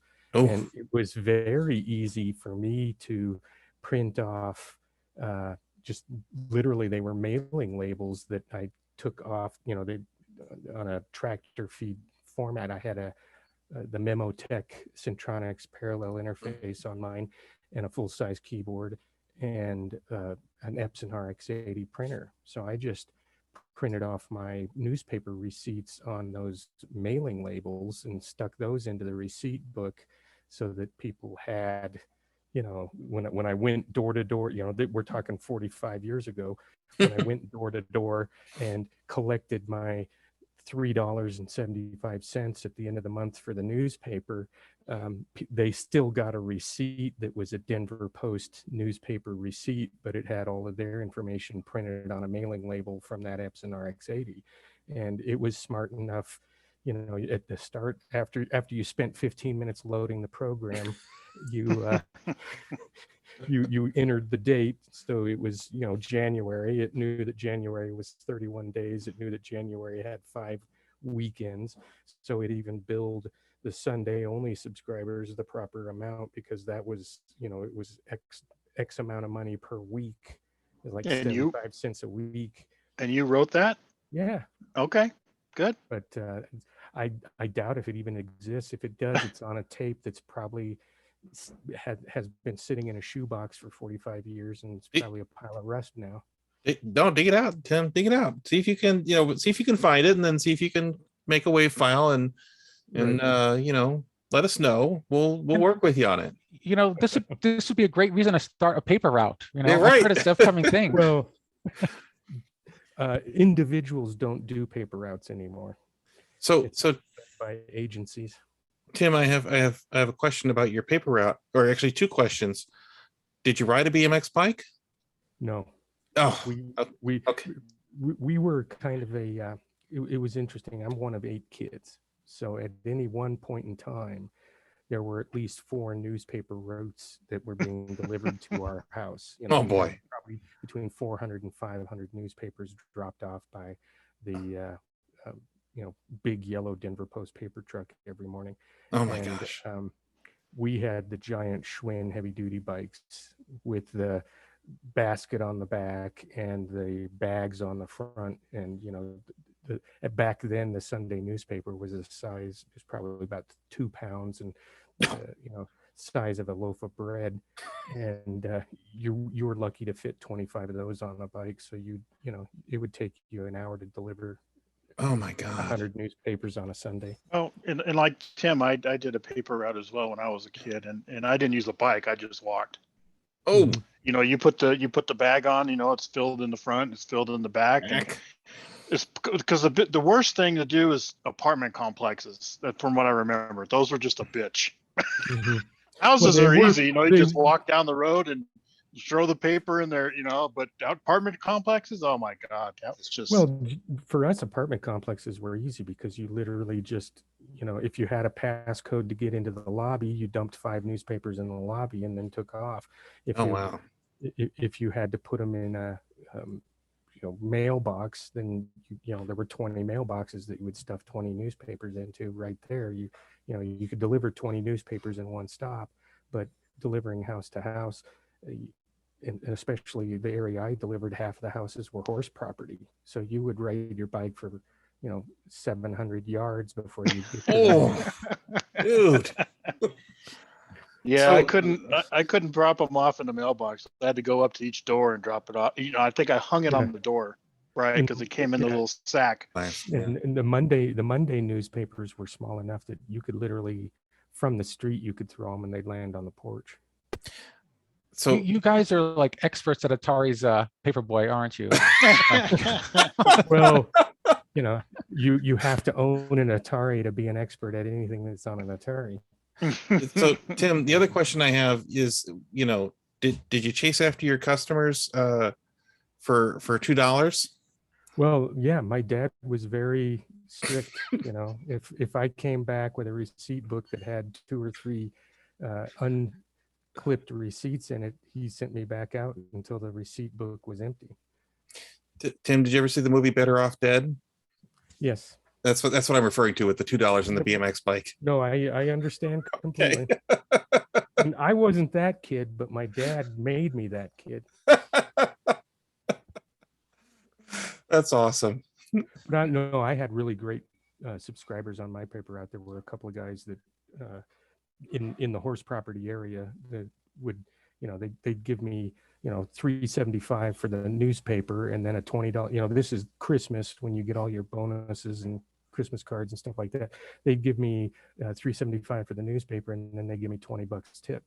So for December, instead of making $100, you'd make $250, $300 and make your month. Wow.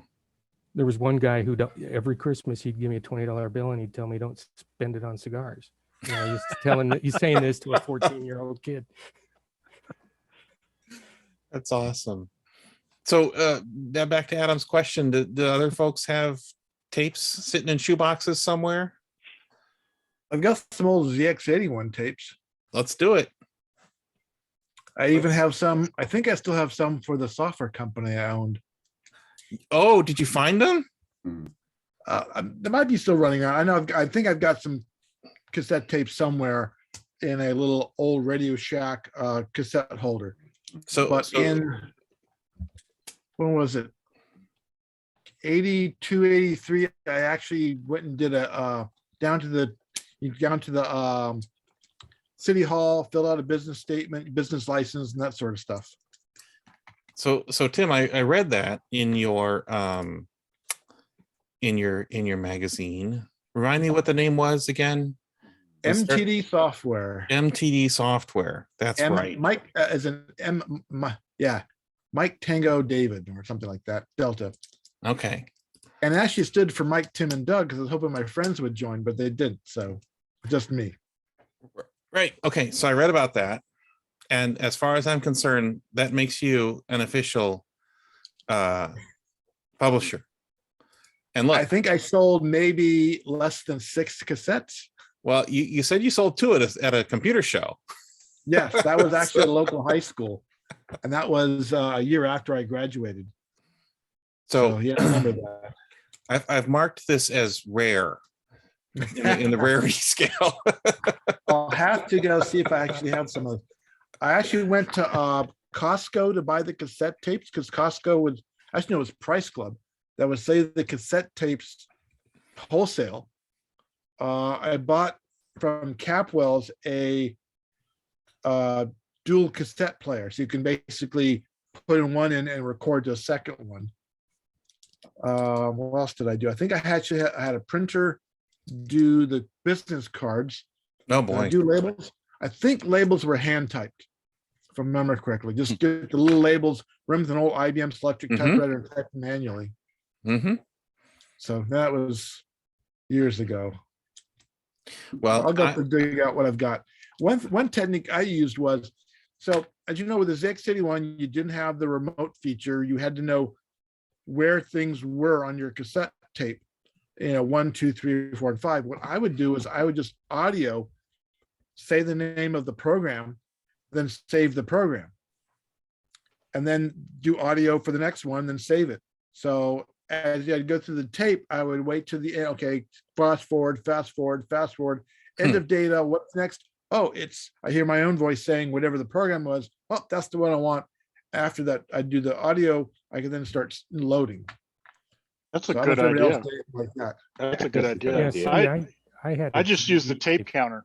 Yeah, I had a GE Same. tape recorder that had a counter on it, so I was able to fast forward within 5 or 6 numbers from where you started the recording, and then hit the play button and hit the load button or type the load, and you 99 times out of 100 it would work. Well, the good thing with Tim's is you could tell what the program was in case you didn't write it down, or you didn't have an index of what was on the tape. At least you had a verbal index. That's a great thing about doing it that way, other than the tape counter. Yeah, I actually had a problem where I couldn't save for the first, I don't know, couple of weeks because I had a stereo that had a cassette recorder, and you pushed record. That was all you needed.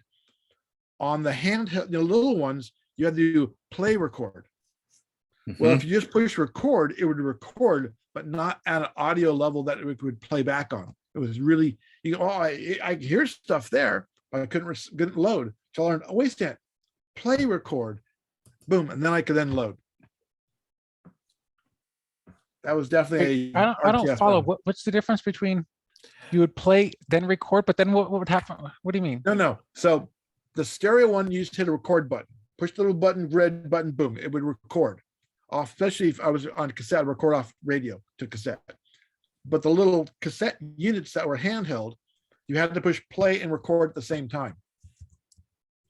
Well, actually, most of the tape recorders. Yeah, I remember because like like the record button was like a little red button inside the play button usually, right? Is that what you mean? On mine, it was they were separate. Okay. So you had to push them both at the same time. If Yeah, you just I know what did you mean record, too. Yeah. it sort of recorded, but not at a level high enough to then play back. Yeah, but most of the tape recorders I ever had, you had to push both. Because if you just hit record, it'll switch the little switch inside over to the record stuff. But the play button is the one that actually moves the tape, right? So if you just hit record, it would put the record, but the tape wouldn't be playing. So you wouldn't be you'd be recording on that little piece of sliver of tape that was just stuck under the head. Mine did actually run when I pushed record. Oh, okay. So a little bit one of those read the manual moments. Interesting. Tim, I think with the unit that you had, and I think this was the case with some units where, like you said, you press the record button and it would move the heads up a little bit, but not fully in contact with the tape. And so the heads were close enough that the magnet action on the record head would record a weak signal. Yep. Yeah, I think that's that, but when you put the play, that like really locked everything in place. Yeah, on my tape recorder, it wouldn't start rotating the tape until you hit the play button. Right. So you couldn't record anything until, and the record button was like a giant red button, same size as the play button, right next to the play button. So you'd press both of those at the same time. And a lot of times, if you push record on a lot of these little taper, it'll push the play down with Yeah. it. Yeah, or it You wouldn't know, let you press record alone. Like some of them had a special little sort of interlock that you had to press to get both at the same time. Yeah, I don't remember what tape recorder I had. I just remember I bought it at, I want to say it was Woolworth years ago for like $25. It was like, okay, I bought the computer, great. Oh god, now I got to buy a tape recorder, more money. Okay, now I got to buy, oh okay, more money. So I also found out that the ZX81 did not do well on shag carpet. Well, it does have some slots down there, you know, so it gets some convection cooling. A little But not on heatsink in there. shag carpet. No, Yeah. no, not if you on put it on shag. there, it's gonna overheat. Yeah. Type. 5 minutes later, zap. It would overheat. I'm like, why is it overheat? What the heck? Then I'm like, oh, there's vents underneath. Okay. Yeah, there's Rick. Rick's got, looks like maybe it looks similar to the Timex recorder. It might be a mini set. Maybe it's a Radio Shack mini set 9. I don't know. Yeah, mine was the opposite, where it was long, Right. on the short edge or whatever was where the things were. It was Yeah, the shoebox recorder. Yeah, shoebox recorder. Yeah. typical Yeah. at that time, whatever you got. And it was like It's ra- 25 radio- bucks worth. Radio Shack had their cassette recorder for the computers, right? But it's basically the same thing, but it was a shoebox recorder, but like, you know, they called it a CR82 or whatever, but it was a computer cassette recorder. That's what they called it. Yeah, I actually, right before, I don't know, about a year before Radio Shack went out of business, I needed a kind of a backup recorder for my Astrocade. And so, yeah, they still carried them like up until now. So I was able to just go to a local store and pick one up. And yeah, I would say I kind of missed that, but Radio Shack, I don't know. They mostly turned into a telephone company before, or a telephone selling company before they went out of business. I used to love Radio Shack, man. That was, well, if you're into electronics, that was the place to hang out in. You know, I was kind of agree. hoping to get back to Greg for a minute, because something I did today is I here, I don't know if you can see it, but this is his manual. It's two-sided and it's really nice. And if he can somehow bring that up on a PDF and share it with us, or share it with everyone so we could check it out. Because I mean, he went obviously he went through a lot of work to make his program, but he didn't mess about with like making a manual. Like, and I mentioned when I posted that I'd played it, that I could have pictured it coming in a baggie. Well, like, it's awesome. I mean, like, I learned how to play the game like for the system with this. I was like, well, look at this. Like, you know, I asked, you know, in the group, I was like, oh, here it comes. Let's check it out. Hey, Greg, this sounds like a okay. challenge. Is this something that we should like package up? I think you might be muted, Greg. Yeah, you're muted.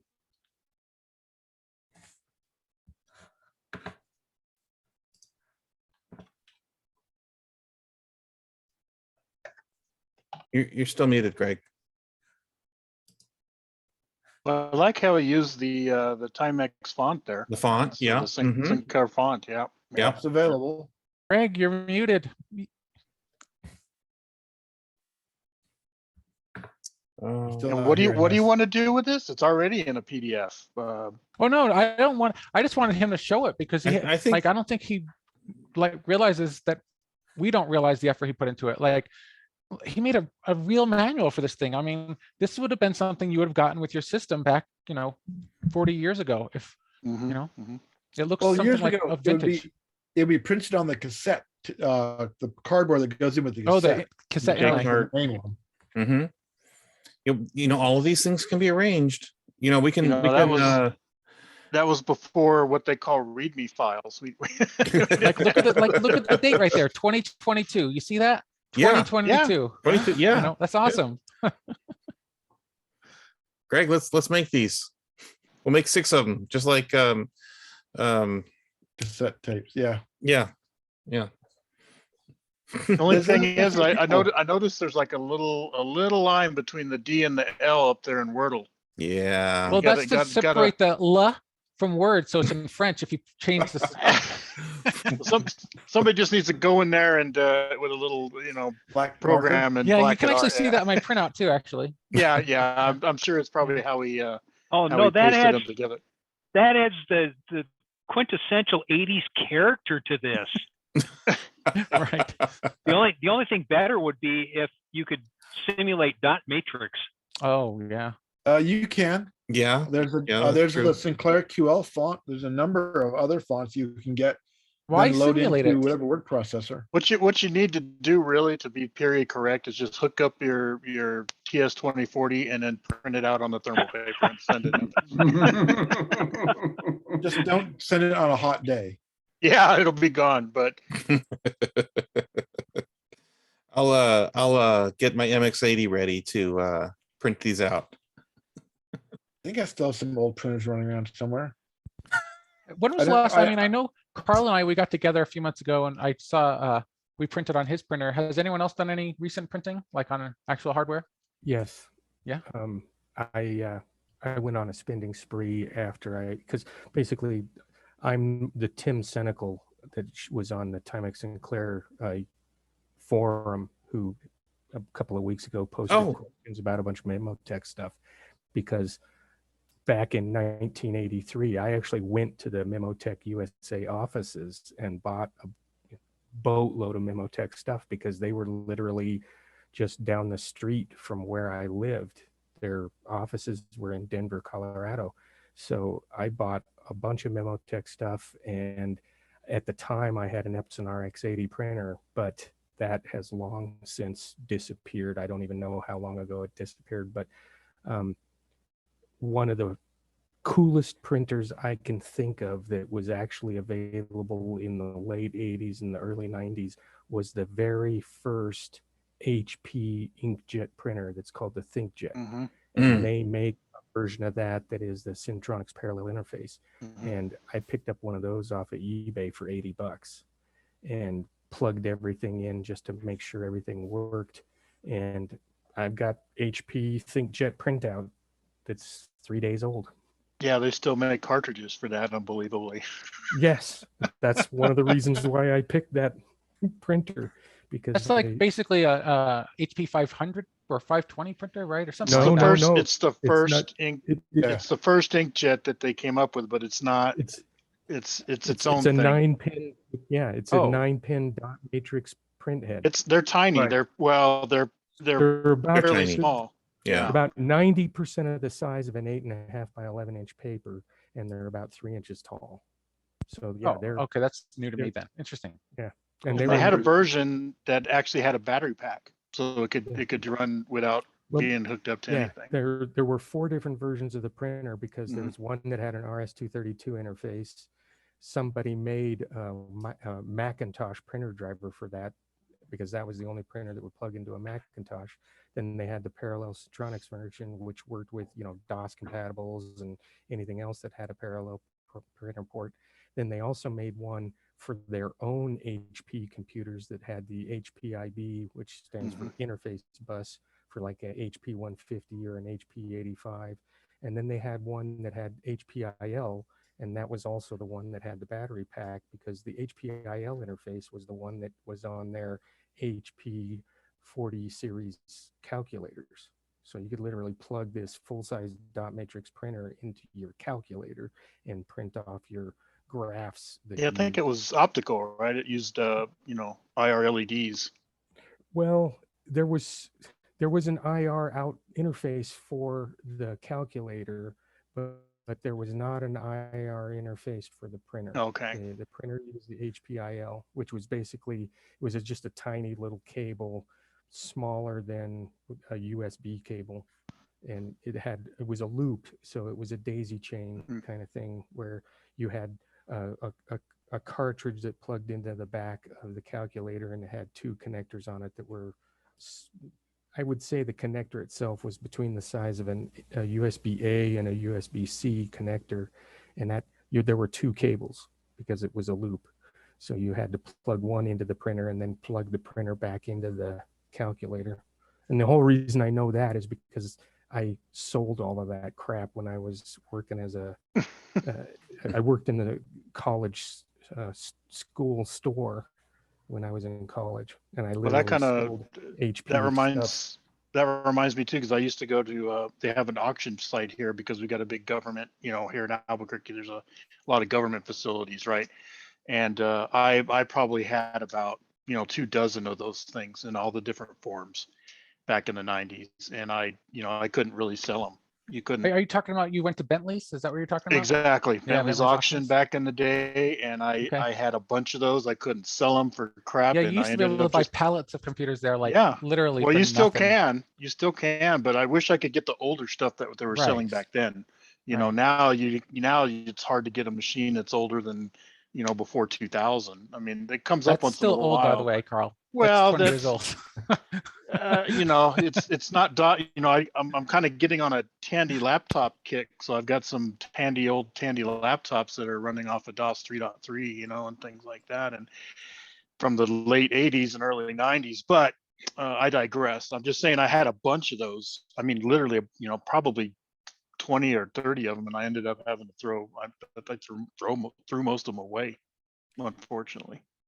Do you have the Tandy 100? Hmm? Do you have the Tandy 100? I actually had that when I was a kid. That was my Nice. first, one of the, and then I've got a 200 here now. I've got a 1400 HD. Yep, there's the Mono 100. I've got the 1500 HD and the 1110 HD. So Yeah, I'm but trying a to- baller would have a 600. yeah, I haven't got the 600 yet. I had one a long time ago. I've got the 100 with the briefcase. Mm. Yeah. Yeah, I've got the 100 with the soft-sided briefcase. Now this is the hard-sided plastic one. Yeah. So it's 11, but I want to, before we go, And what I want else to to do? I want to show these images that Willie sent. Willie has a Oliger system, and he has that's the disk drive. yeah, Oliger disk drive, and he's looks like he's working on building himself a little silver box to put them in. So let me just see, where did I put that window? And it looks pretty cool. It looks pretty cool. Let's see, there it is right there. Okay, so I made this expansion card and sent Willie a couple of them, and as it turns out, the way I designed the card, it has an external 5-volt supply, and the Oliger cards need to be powered from the 2068. So he sent me his cards. We figured that out. So this is on the groups.io email. He just sent this less than 10 minutes ago. Awesome. And yeah, you can see there's a little expansion bus there. He made a right angle turn, which you can see. This portion here with the fingers connects to the back of the 2068, and then off, not a right angle, a left angle, and then off to the left is where he plugs in his expansion cards. And let's see, is this going to open in a window that you see? Do you guys see the picture enlarged or no? No. Okay, let me Not switch. large. Let me somewhere else. switch to, where did that go? That's somebody else that painted their 2040 go. silver. Right, yeah. He painted an Alphacom. Can you see that? Oh, that's Alphacom. Yep. Yeah, and he's got a 2020. Yeah. And this is the silver box that he's constructed with and he's put a little Timex Sinclair label on it, and I'm assuming that red button is either Now, power is or that box? reset. Is that like a PC box from the 90s or something like No, that? no, that this is has- wood box. Oh, Yeah, let me Oh. just open another one that has an open top picture, and go back to Zoom. Give me just a second. There we go. So he kind Yeah. of made his own BEU, wow. right? His Yeah. own bus expansion unit, as they would have called it. Yep, that's right. So you can see that blue circuit board down there, right? That's his left-hand turn. And the second standing up circuit board with the red button is the Oliger DOS card. The circuit board behind it is the Floppy controller. It looks thank like. you, floppy controller card. I'm not sure what's in that first slot. And at the end is a video dejigger. Now, are these cards, these are like original 80s cards, right? These aren't remade ones. Am I right? That's correct. Okay. But he scanned the manual, and the manuals have schematics. So Oh. if we can find a source of Western Digital 1770 40 or something? chips, yeah, we could build a disk-based system. Right, and those chips, aren't they the ones that are compatible with those like USB adapters they have that people use for classic computers now? Like they have you can just plug them into the you take off your Oh, the disk drive and GoTech. just plug this. Yes, thank you. Yes, Could not- yeah. Right. Mhm, Well, right. the Because the GoTech GoTech is a floppy emulator. Yeah, that's what I mean. yeah, I yeah. actually have one right here. Oh, well, we'll be at your house in 10 minutes. What's for Well, dessert? again, like I said, going back with these old Tandy laptops, yeah. They don't even have 144 drives in them. They're not 360, they're at least 720K, but they're just double density. I thought Willie's pictures looked fantastic, and That did Well, look Willie, good. you- Yeah. go check him Willie's out in the online, email. right? I mean, is that the same Willie Jones? Yeah. Well, Go check him out. Willie, why don't you say hello to us? Are you there? He's here. Okay. Let's ask us if he'll unmute. Well, somebody Hey, might. sorry, guys, I was out. There you go. Yeah. Beautiful job, Willie. Looks great. Thanks. It's been a lot of fun messing with it. Did a good job matching the silver. What inspired you to do that? I was listening to all you guys talking about color here, like 3 or 4 of our meetings ago, and spouting off color names, and I was writing those down. So it looks like I got the right silver. Nice. Did you get the little shortcuts? Is that what you ended up getting? You what? Did you end up getting the shortcut silver? The little, they call them Yeah. shortcuts. I did actually. Yeah. Okay. And yeah. That's the best one that I saw that matched. Yeah. I was surprised how close it matched the actual original. Like if you look at the tape deck next to the printer, I mean, they're almost identical. I was surprised. It was Right. pretty close. Yep. Yep. Yeah. That's the closest match I've found. Carl did the hard work Yeah, for us. Yeah. Just another way to waste my money. Better than buying beer. Yeah, Willie, I guess can you tell us about the process about how you actually apply the paint? Is just sprayed it on there, or how does that work? Well, yeah, I mean, on the printer, yeah, I just completely disassembled it down to just the shell. And then, I cleaned the shell real well, and it was real easy actually to do the shell because it's already plastic. The box itself, which I made out of wood, now that was a whole different animal because every time you'd hit it with that spray paint, it would just suck right in like it was going to a sponge. So I actually had to primer that box twice before I could paint it to get the silver to show silver.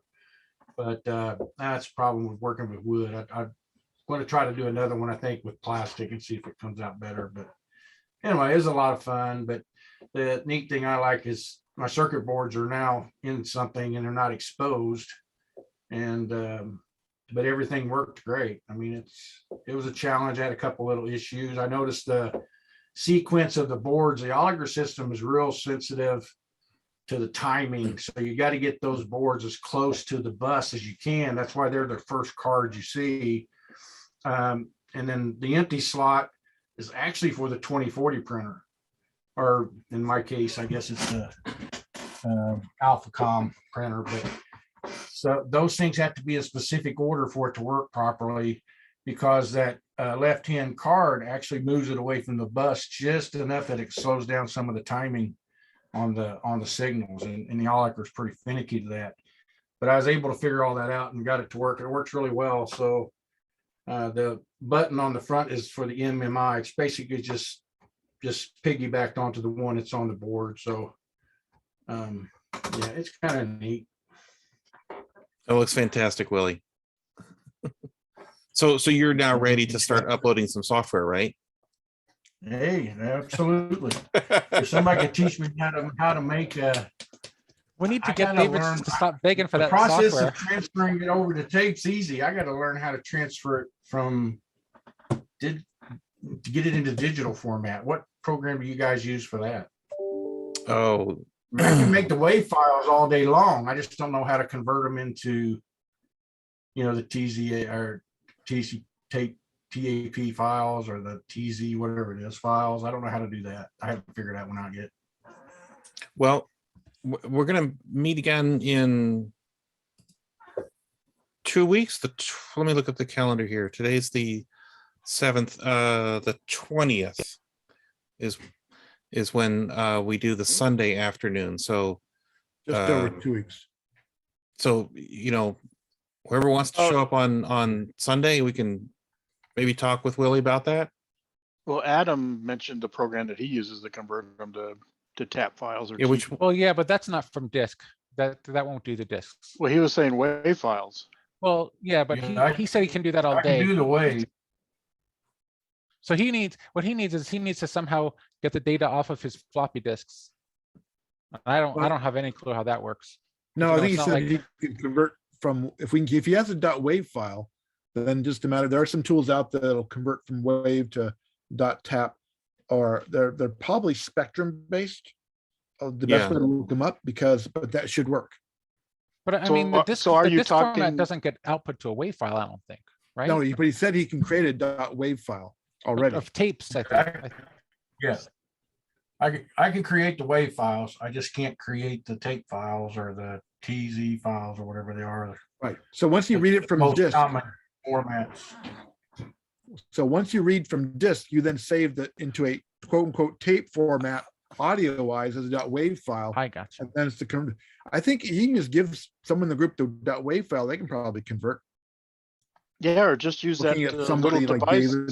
Just use that little device that I put the link in there. You can record straight into it and it digitizes it right there. It never sees tape. It goes right to an SD card.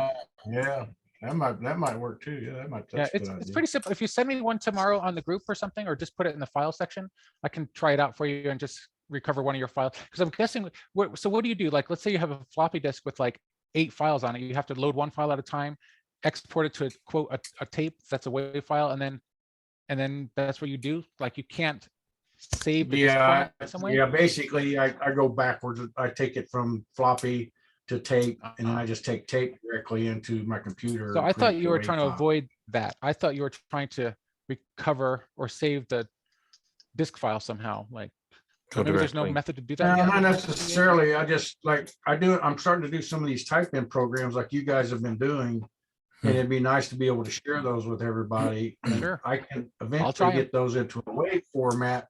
I just don't know how to go to that next step. But if you guys can do, or somebody could teach me how or tell me what to go to, and I can even do that as well. But that's what I'm kind of trying to get ready to start doing, is typing in some of these, Just like a just lot to, of those music programs and things like that.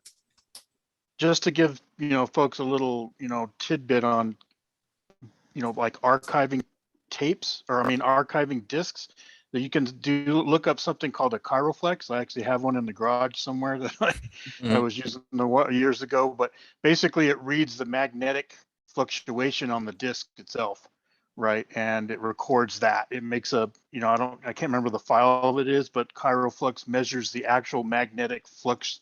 That's why they call it Chiroflux, because it measures the magnetic flux that's on the tape. So it doesn't matter what format it is, right? If it's an IBM or if it's an Apple, or if doesn't matter the format that the disc is recorded in, but you can make an image of the disc. So the discs that you're making in that Timex, you could read them on a Chiroflux, and actually, make an Sort image of those discs. I mean, what that ends up doing in the end is it makes a raw file of what you're talking about, and then someone still has to write the software to translate that Chiroflux image.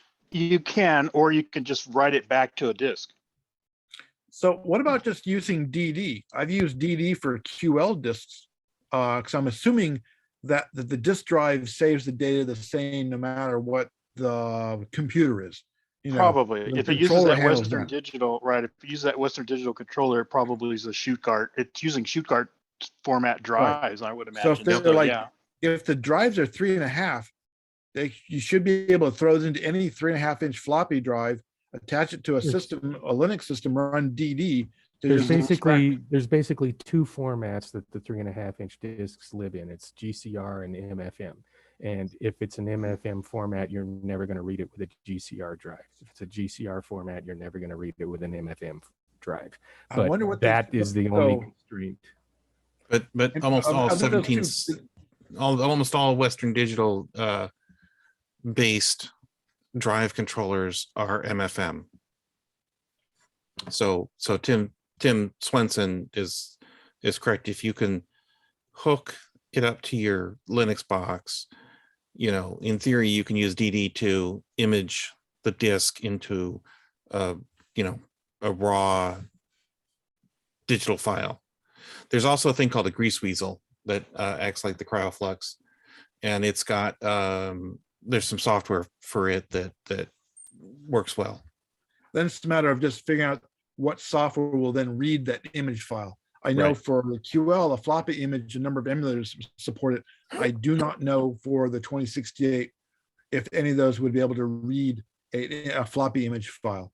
You'd have the Oliger and the Larkin both have their own crazy disk image formats, one of which is reasonably well documented. Yeah, So- the GoTech might work for you then for that, because the GoTech can, especially with the flash floppy firmware, it can do all kinds of file formats. You can create your own whatever, you know. So Yeah. All right, gentlemen. Yep. That's the end of your evening. Before we go, I got one quick question. Oh, go There's ahead. an RW Johnson who looks like, are you on the West Coast, Mr. Johnson, from your background? Yes, matter of fact, I am. Whereabouts? San Diego County. Oh, you're down south. Okay, I thought you were close to the Bay Area because by your background. So I'm in the I Bay Area wish. myself. Okay, well, you could put the Coronado Bridge. then I would know where he is. Yes. That's from the Marin Headland. So I thought maybe he was more closer to the Bay Area. So Yeah, all right. that'd be nice. But David, is there a way for us to personally save the chat window or not? Go pop up the chat, and there's a 3 dots on the right-hand side of where you type in your own. You mean where it says save chat? Yeah. Did it work for you? Well, I don't know if Thank it works for everybody, but you know. Yeah. RTFM, Adam. Let's see. Well, it says it saves it. I don't know where it went. It didn't ask me. So It went into Zoom. I just did it. It went into Zoom. All right, I'll check it out later. Thank you guys. Okay. Document Zoom. Yeah. All right. See you guys later. Thanks, guys. All right. Have a good one, guys. Night all. Seeing you all. Bye-bye.